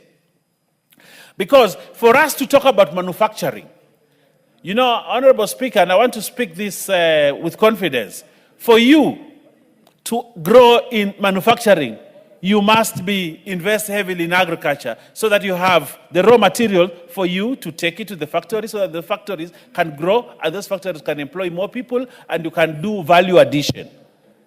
That is correct economics, Honorable Speaker. But if you want to grow factories, but you're not investing in agriculture, Honorable Speaker, it cannot go that way. You will start having more of a superfluous factories that, Honorable Speaker, do not do much. For example, EPZ would have done better if we were stronger in cotton, Honorable Speaker. But cotton is no longer there. So what do? We import materials, we make clothes, and then export, Honorable Speaker. And it doesn't help the economy. But if we were generating wealth from the land, and this is where tea is important. It is generating wealth from the land. And if you generate wealth from the land, Honorable Speaker, then you grow an economy upwards and of course, horizontally, Honorable Speaker. And everybody gets a pie, and therefore poverty does not. There are times when, Honorable Speaker, where Wakili Mureu comes from, I know they grow tea there. Yes, I have been there. And, you know, I campaigned for this guy when he was trying to be MP. Now he thinks he's cleverer than his campaigner. Listen to my words, my friend. He's a lawyer. He's a lawyer, but listen to my words, my friend. I will not come to campaign for you again. But I want to tell you this, and this is very important. Owen, you address the speaker. You address the speaker. Honorable Speaker, I want to tell Mureu, tea, if he insists on his people to grow tea, Member for Tetu. and he ensures his... What is out of order? Madam Speaker, there's a good reason why Owen will not be able to campaign in Gatanga, because Gatanga is clear one term. No, you ask Kilimure. I was there, he's my friend. I know almost all his 4 homes because I've been there campaigning for him and taking tea in his house. Yes, he is a wealthy man. God has blessed him and he's sharp. He's a brilliant man. Honorable Owen, back to the debate. Now, back to the debate. What I'm saying is, for the MP for Gatanga, this is very important. Tea is very important. For the wealth of his people, people should not be going to his office to ask for bursary if they can grow tea, Honorable Speaker. People should not go to Brighton Yilgon's home to ask for school fees, because tea should be able to give them fees, Honorable Speaker. But the issues that are there, and I think they are addressed in this bill, and this is an act of parliament to amend the Tea Act to provide for direct sales of tea. Honorable Speaker, if we do away with these middlemen that have bogged down the tea sector, Honorable Speaker, we will make the tea farmers richer, Honorable Speaker. The other thing that is also happening is also to amend the payment system, Honorable Speaker. The payment system, which is very important, the payment of tea proceeds. Honorable Donya, and he is not here, but in the earlier part of this sitting, Honorable Speaker, the Honorable Donya raised the issue of tea bonuses. Tea bonuses. Why should we wait until December to pay tea bonuses? What are the people doing in between there, Honorable Speaker? We need to address the issue of payment systems, Honorable Speaker, and proceeds from tea and the price of tea, Honorable Speaker. But more important, Honorable Speaker, if we make deliberate investments in the agriculture sector, and this is the house that gives out money, why are we giving money in other areas and denying the tea sector money, and yet if we invested in that area, there'll be growth, big growth that will touch everybody? Majority of the people in this country, Honorable Speaker, live in the tea growing areas, if I'm not wrong, Brighton. You know, if you look at the population, the way it is distributed, population distribution, you realize that the areas where tea is grown has higher population than other areas. Now, if you invest in areas, if you put your money in areas where there are higher population in that sector, Honorable Speaker, it will grow. And if it grows, everybody will have money in the pocket. And therefore, I want to thank the Honorable Bright Yegon and his team, Brighton Yegon and his team, and the people from the tea growing areas. And I want to tell them, this is a battle you must take to the last drop, Honorable Speaker. The battle to liberate the tea sector, the battle to make tea what it was before, the battle to take the tea economy, I want to call it the tea economy, to another level, Honorable Speaker. We will make this country a more vibrant economy. We'll make this country have lesser poor people, and we'll put money in the pockets of people if we invest in the tea, Honorable Speaker. You know, the Honorable Mukunji is a good friend of mine. And one day, I was appointed as his mentor in this assembly, to mentor him. But when he left my hands, Honorable Speaker, I can assure him that he's going to drown very soon. But the teacher is still around. The teacher is still around. I can still tutor him. I can still take care of him, Honorable Speaker. He's a young man. And but I want to say this, finally, Honorable Speaker. Honorable Speaker, I want to say this. You know, the Honorable Kinjuri was once Minister for Agriculture. And I like the fact that he's here, because we can borrow a lot from his experience when he's minister there. And when he was minister there, I think he did something significant in the tea sector, Honorable Speaker. And his contribution is very significant to ensure that we uplift the issues of tea and other crops, Honorables. For example, you know, the leaders in my area watched the cashew nuts and coconut die. The factories were closed, and they watched there and clapped for Moi and clapped for everyone. They did nothing when the cashew nut sector was going down, and the coconut sector was going down, and the Bixa sector was going down, and the castor oil sector was going down. And they sat and watched and thought just being in government was enough. I want to tell the members here, it's not enough. Fight for your people. Fight for the... Thank you. Member for Ruiru, Honorable Kingara.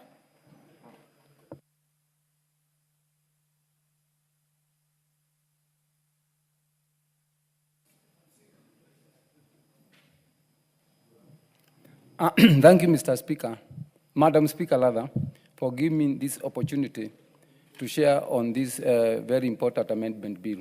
And may I start by declaring that I'm a beneficiary of tea product, especially when those bonuses were there and were very fruitful, especially on matters education.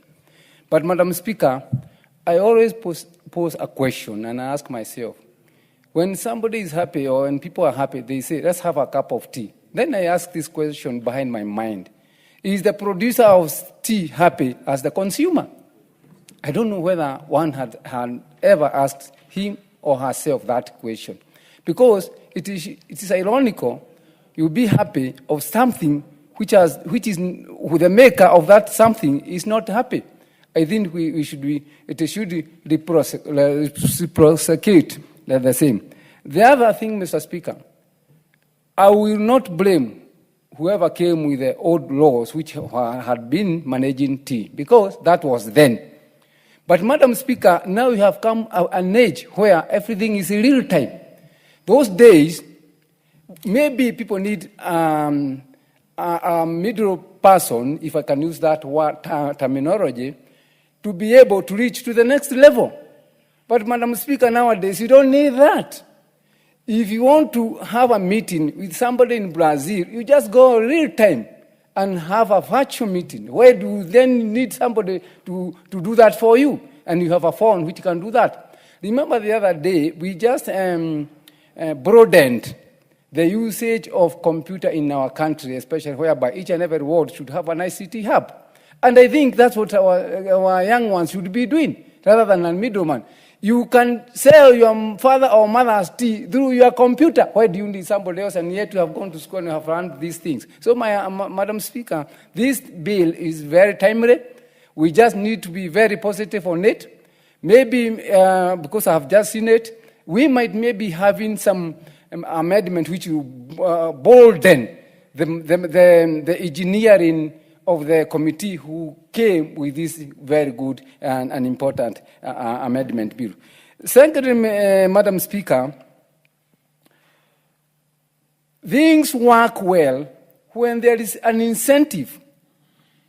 I appreciate the government effort, especially when they came up with subsidized fertilizer, because that's an incentive on the production level.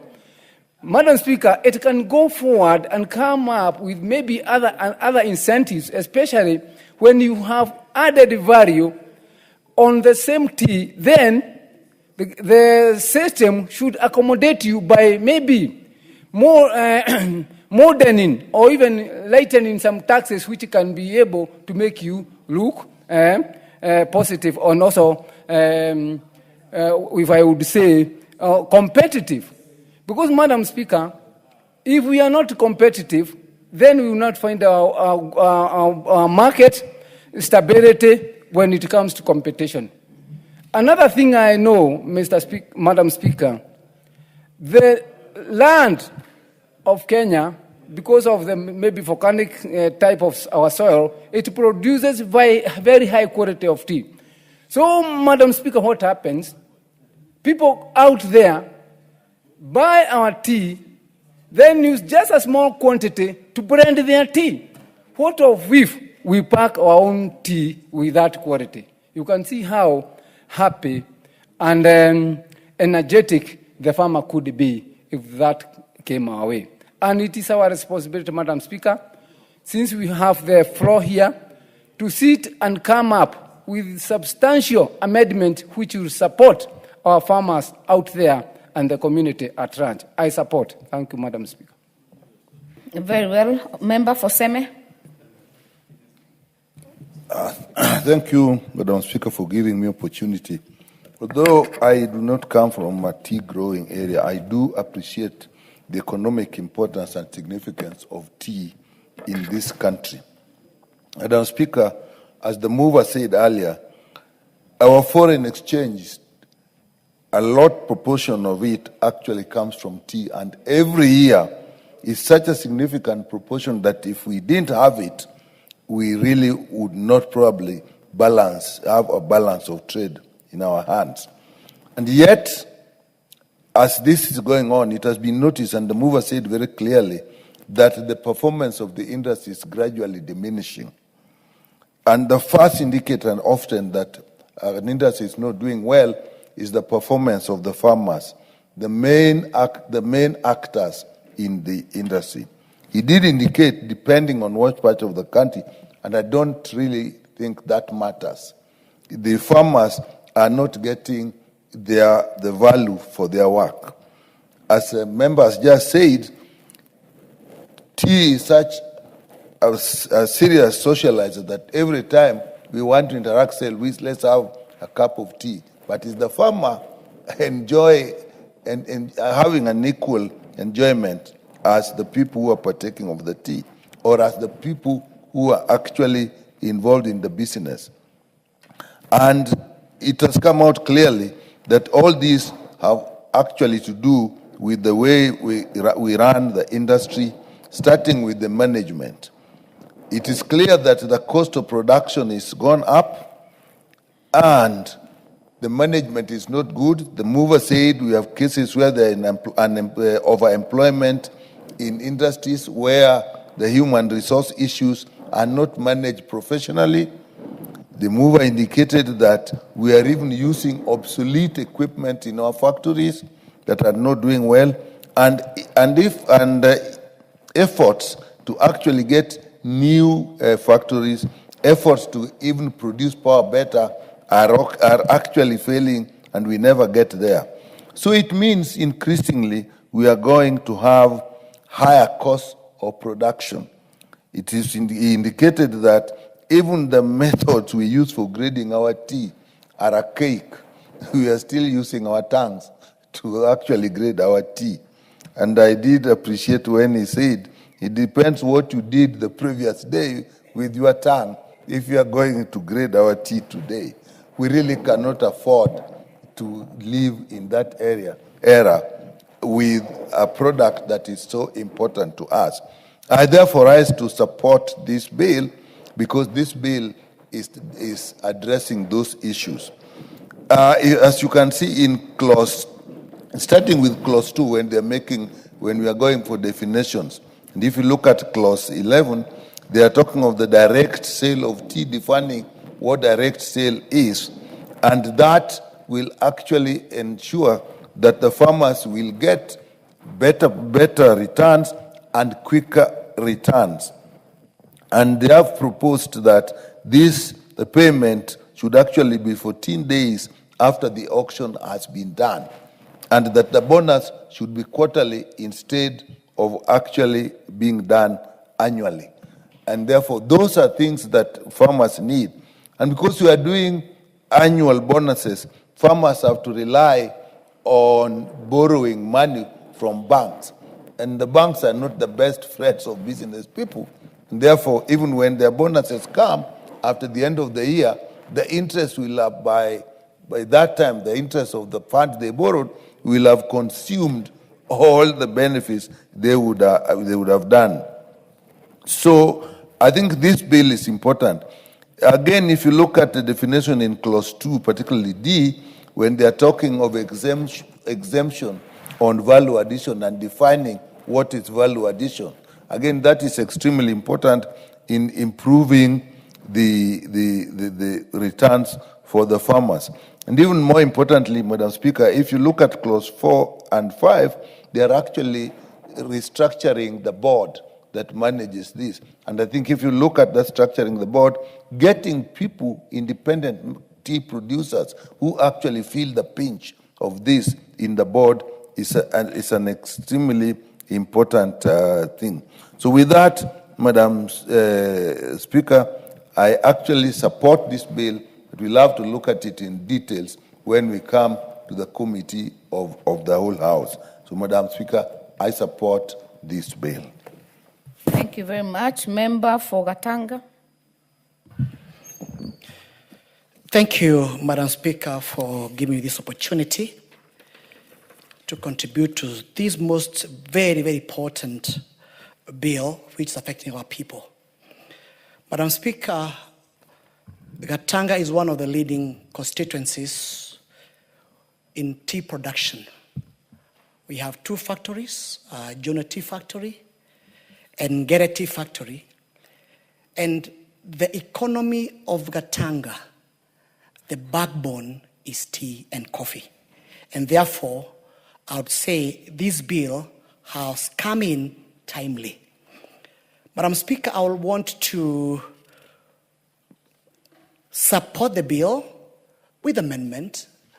And I would like, first and foremost, to support the clause which proposes that the farmer's bonus be paid on quarterly basis, as opposed to the current situation where the farmers are paid on annual basis.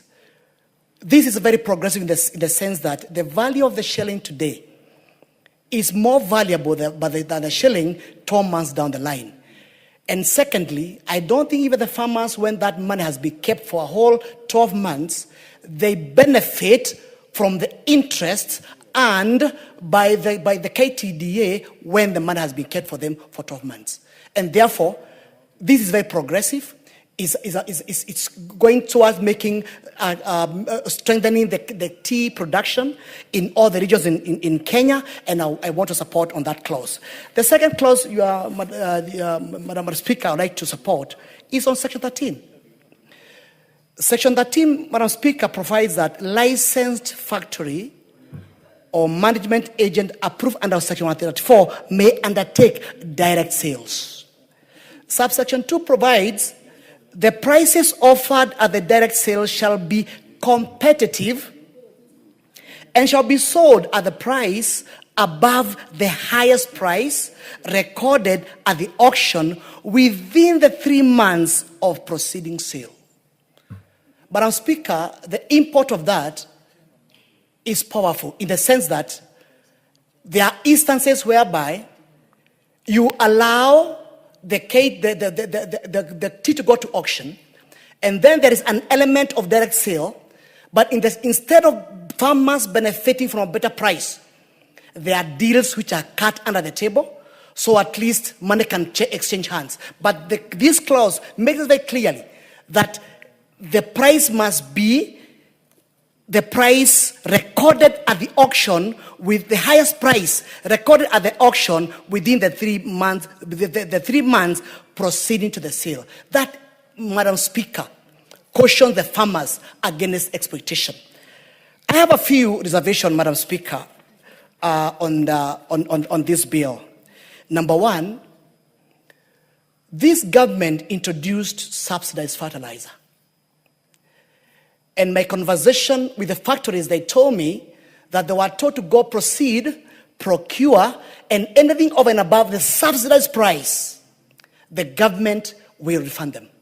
Madam Speaker, the factories in this country, they are owed 4.8 billion in cost of subsidized fertilizer. The government has not refunded them. And what do? They went to the bank, they borrowed the money, and they're still paying interest on that money. And therefore, some progressive bills like this one, the fact that the government has not paid back that money to the farmers, to the factories, to KTDA, the gains which this act is going to get is being eroded. And therefore, I urge, and I think at the right time, I need to bring up an amendment to the effect that in the event that the government takes brings in the subsidy fertilizer, their portion must be paid in advance so that this kind of gains brought by this act are not eroded. Secondly, Madam Speaker, we lost market in Sudan worth 64 billion. The reason why the bonus for 2025 was low is because the farmers lost a market in Sudan. And how did we lose that market? We lost that market because this government went ahead to work with the militia in Sudan. And Sudan government said, no, if Kenya is doing business with Janjaweed, then we ban their tea in our country. Madam Speaker, I would like to urge this. I would like to urge. Order. Member for Laikipia East, what is out of order?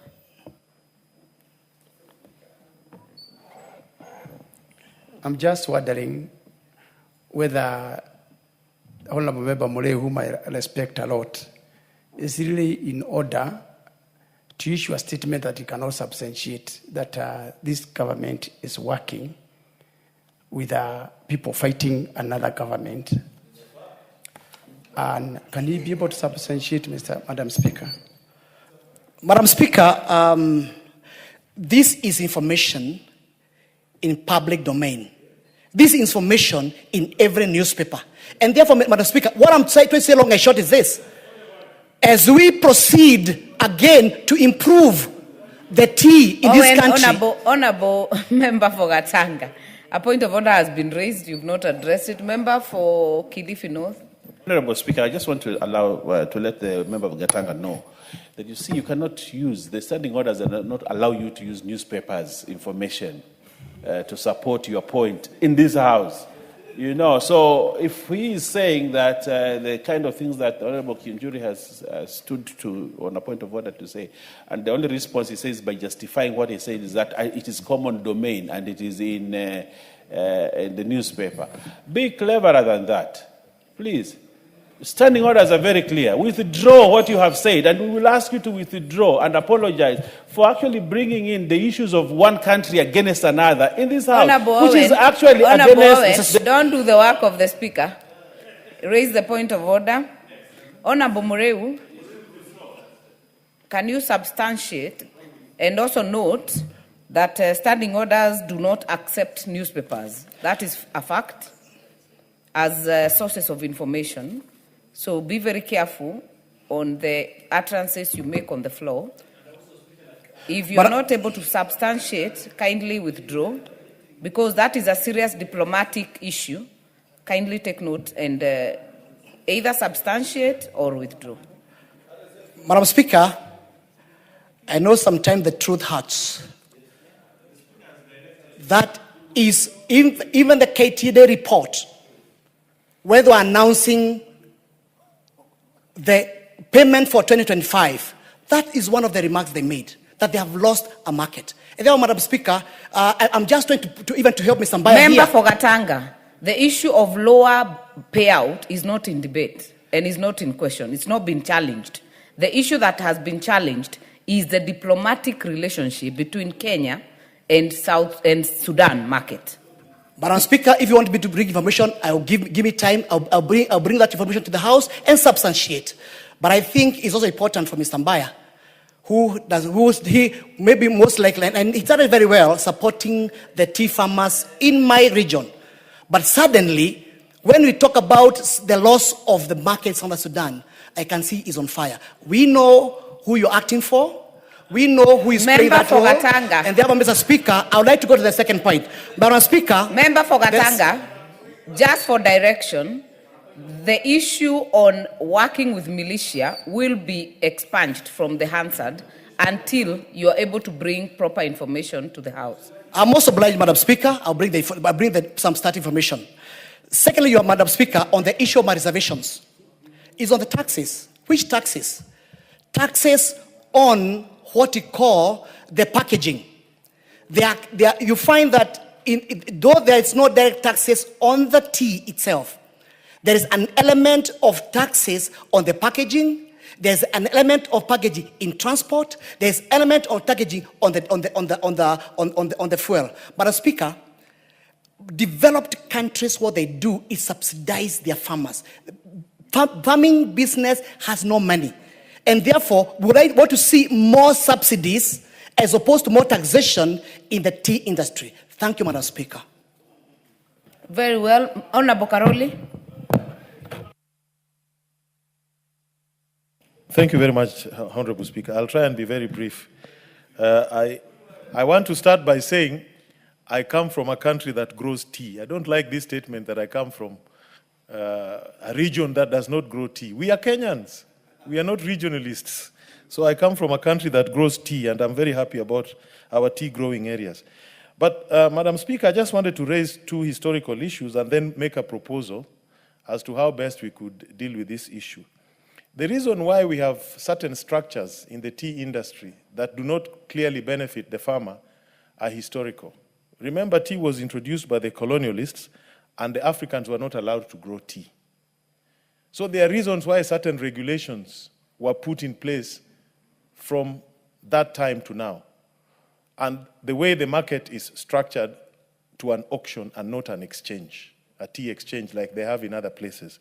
And also in this country, we used to have something called the Exchange Control Act. So a lot of people wanted to steal from the farmers, and they would delay the payments up to the end of the year so that they could manipulate the exchange receivables, see how much they could keep out of the country, how much they could declare, how much they could bring in, and how much they could pay the local farmers. So if we understand that these two are the original sins for structuring the tea industry in the way it is, then we should be very bold. I am not sure that having a tea auction like we have had will help the farmers if our concern is immediate settlement of their receivables. We should then propose to have a tea exchange. A tea exchange. Because in an exchange, the settlements are immediate. There is no reason after selling your tea at the exchange why a farmer cannot walk out with its payment in 24 hours. Or an equivalent promissory note that he can walk into a bank and discount and get their payment. We should not even wait for a quarter to pay farmers quarterly if we have a tea exchange. That is what happens in developed markets. You have coffee exchanges, you have tea exchanges, you have other exchanges. The difference between the exchanges and the auctions is the period taken to do the settlements. And if we are truly serious that we want to help farmers get their payments on time, then we should think seriously of establishing a tea exchange and not a tea auction. Because a tea auction is then a gate that is being kept by brokers and various other interest groups. But an exchange is more transparent, where the tea factories would declare what they have to be sold for that day. It is tested, it is sold, settlements are done within 24 hours, and money distributed to the farmers. In other words, they'll be receiving their money daily. Because with modern technology, record keeping should not be difficult if you have a tea exchange. That, I think, is something we need to consider, but I support the initiative, and hopefully I will get one of my brothers who are very familiar with this business, and we work on an amendment. With those few remarks, I support, and I think the other members who would like to contribute. Thank you. Thank you very much. Member for Laikipia East, Honorable Mwangi Kionjuri. Thank you, Madam Speaker, and I also rise to support this amendment. Very important, timely, and also I'm happy because all of us are consumers of tea, at least most of us. And again, we pride ourselves as a country. A number of things, like when we say we are coffee farmers, we are tea farmers, flower farmers, and we also dominate the international market because of the value of our products. Madam Speaker, we really have discussed this issue for a very long time. I remember being Minister for Agriculture. Same issues that we are coming up, they are the same issues we are discussing today. And if you ask anybody, what is the problem with the tea farmer in Kenya? They will tell you it's about market, it's about management, and those are the two things. How do we market and about management? A lot of reforms have taken place, but the more we reform, the more we continue complaining.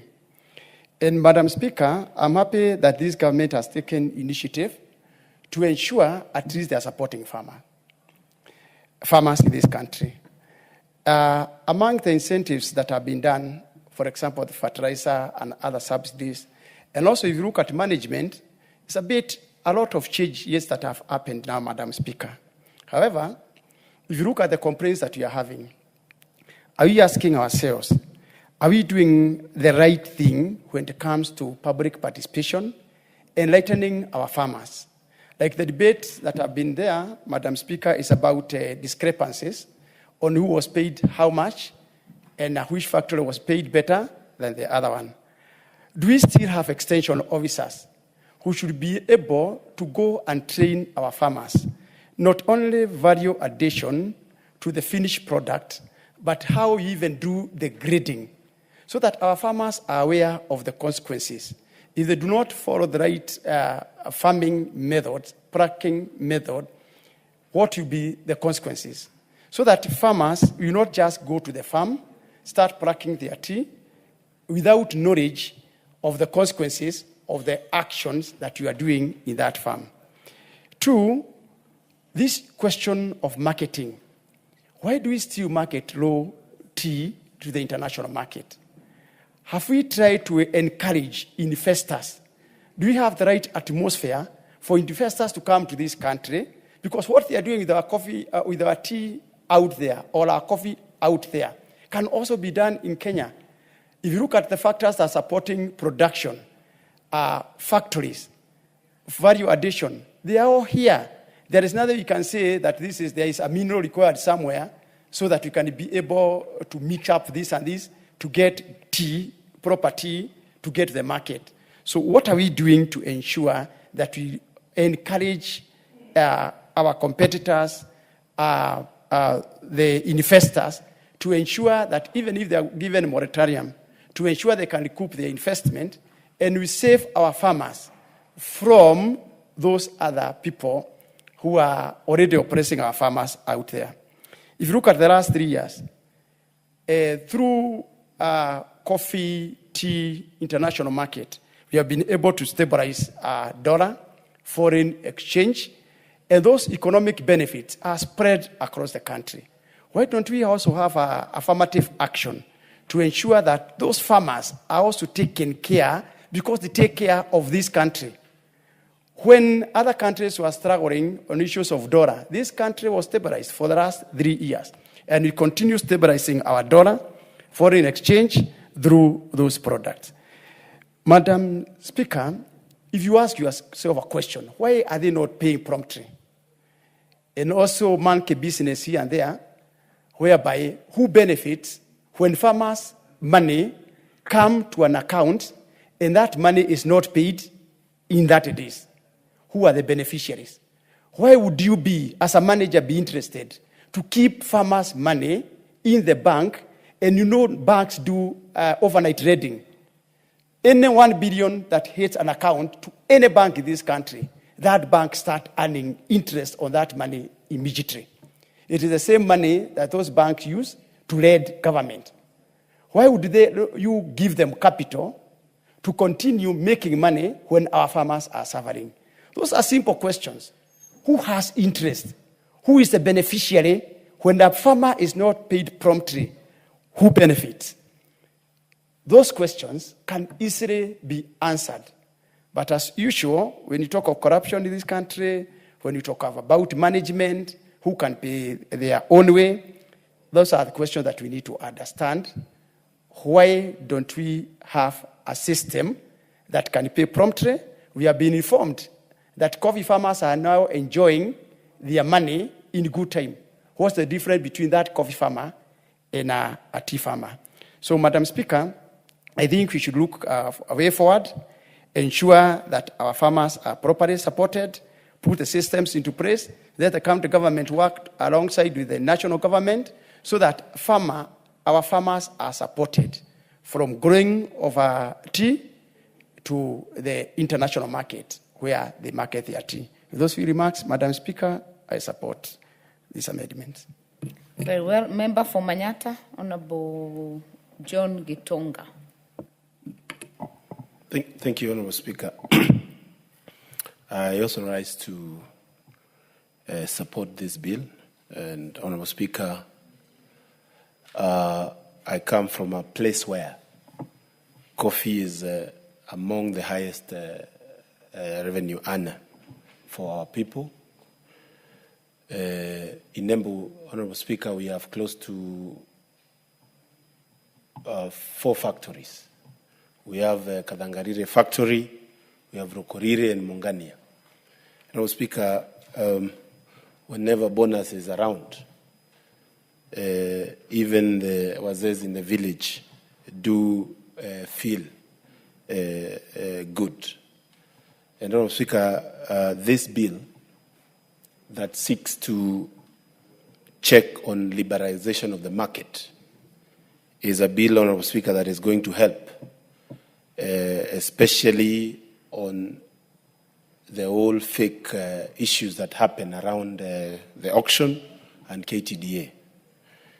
Honorable Speaker, direct sales will really help us to ensure that even our marketings are quicker and faster, and farmers, Honorable Speaker, will get their returns in record time. Kenya is among the leading exporters of tea, Honorable Speaker, with close to almost 400 to 500,000 metric tons of tea being sold every year. But, Honorable Speaker, while we are thinking about this, it's important, Honorable Speaker, we look at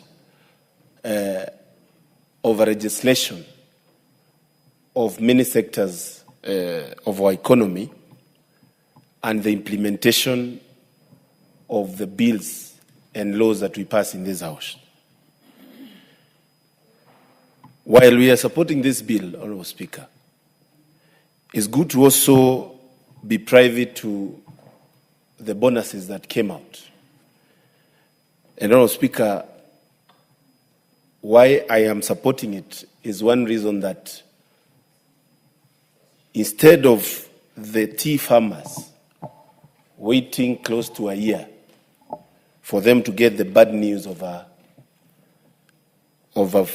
poorly priced bonus, Honorable Speaker, it is important that farmers, just like any businessman, to get a quick turnover of their hard-earned money, Honorable Speaker. That will make even their planning better, and it will make it easier for them to be able to run about their business. Honorable Speaker, I agree with many speakers that the next course of action must be pushing for value addition. And I'm happy that among the proposals is to have tea levy not being levied on value-added tea and packaged tea, Honorable Speaker. It is everybody's knowledge that the tea that we take in the US, in the UK, and those countries is actually Kenyan tea, only that it is actually mixed with other places without the same quality as ours. Honorable Speaker, what we call English tea is well-known Kenyan tea. And the value addition is where the farmer can earn top dollar.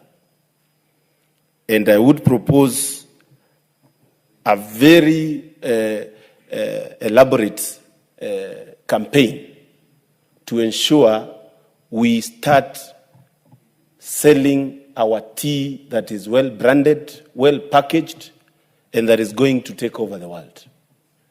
Everybody in the world knows Kenyan's tea is the best. I am aligning this, Honorable Speaker, with a bill that I've proposed in this House. I've proposed a bill called Local Produce Consumption Bill. It is a bill that is meant to entrench and ensure we promote what we produce, more than, Honorable Speaker, making sure that we don't have things that we are producing for ourselves and we are not promoting our own produce. Honorable Speaker, if we are able to actually do value addition, and many factories, especially from my area, have tried to package, but Honorable Speaker, they have not gotten to the standards where we can have their produce going global with the branding that they are doing. The government is where they're supposed to come in. The government must come in with very elaborate campaign to ensure they promote the branding of our produce in Kenya, Honorable Speaker. It is a shame also, Honorable Speaker, that 90% of our tea is for export. How do we depend on foreign entities for close to 100% of something that we produce as a country? Honorable Speaker, I would propose, and I have seen it being practiced in countries such as China, which is the biggest producer of tea. Whenever you sit down like this, Honorable Speaker, you are served a cup of tea. When you go to bed, you are served a cup of tea. In Kenya, we also have to push to ensure our local... Order, Honorable Mukunji. You will have a balance of 3 minutes. Order, members. Ningemaliza tu.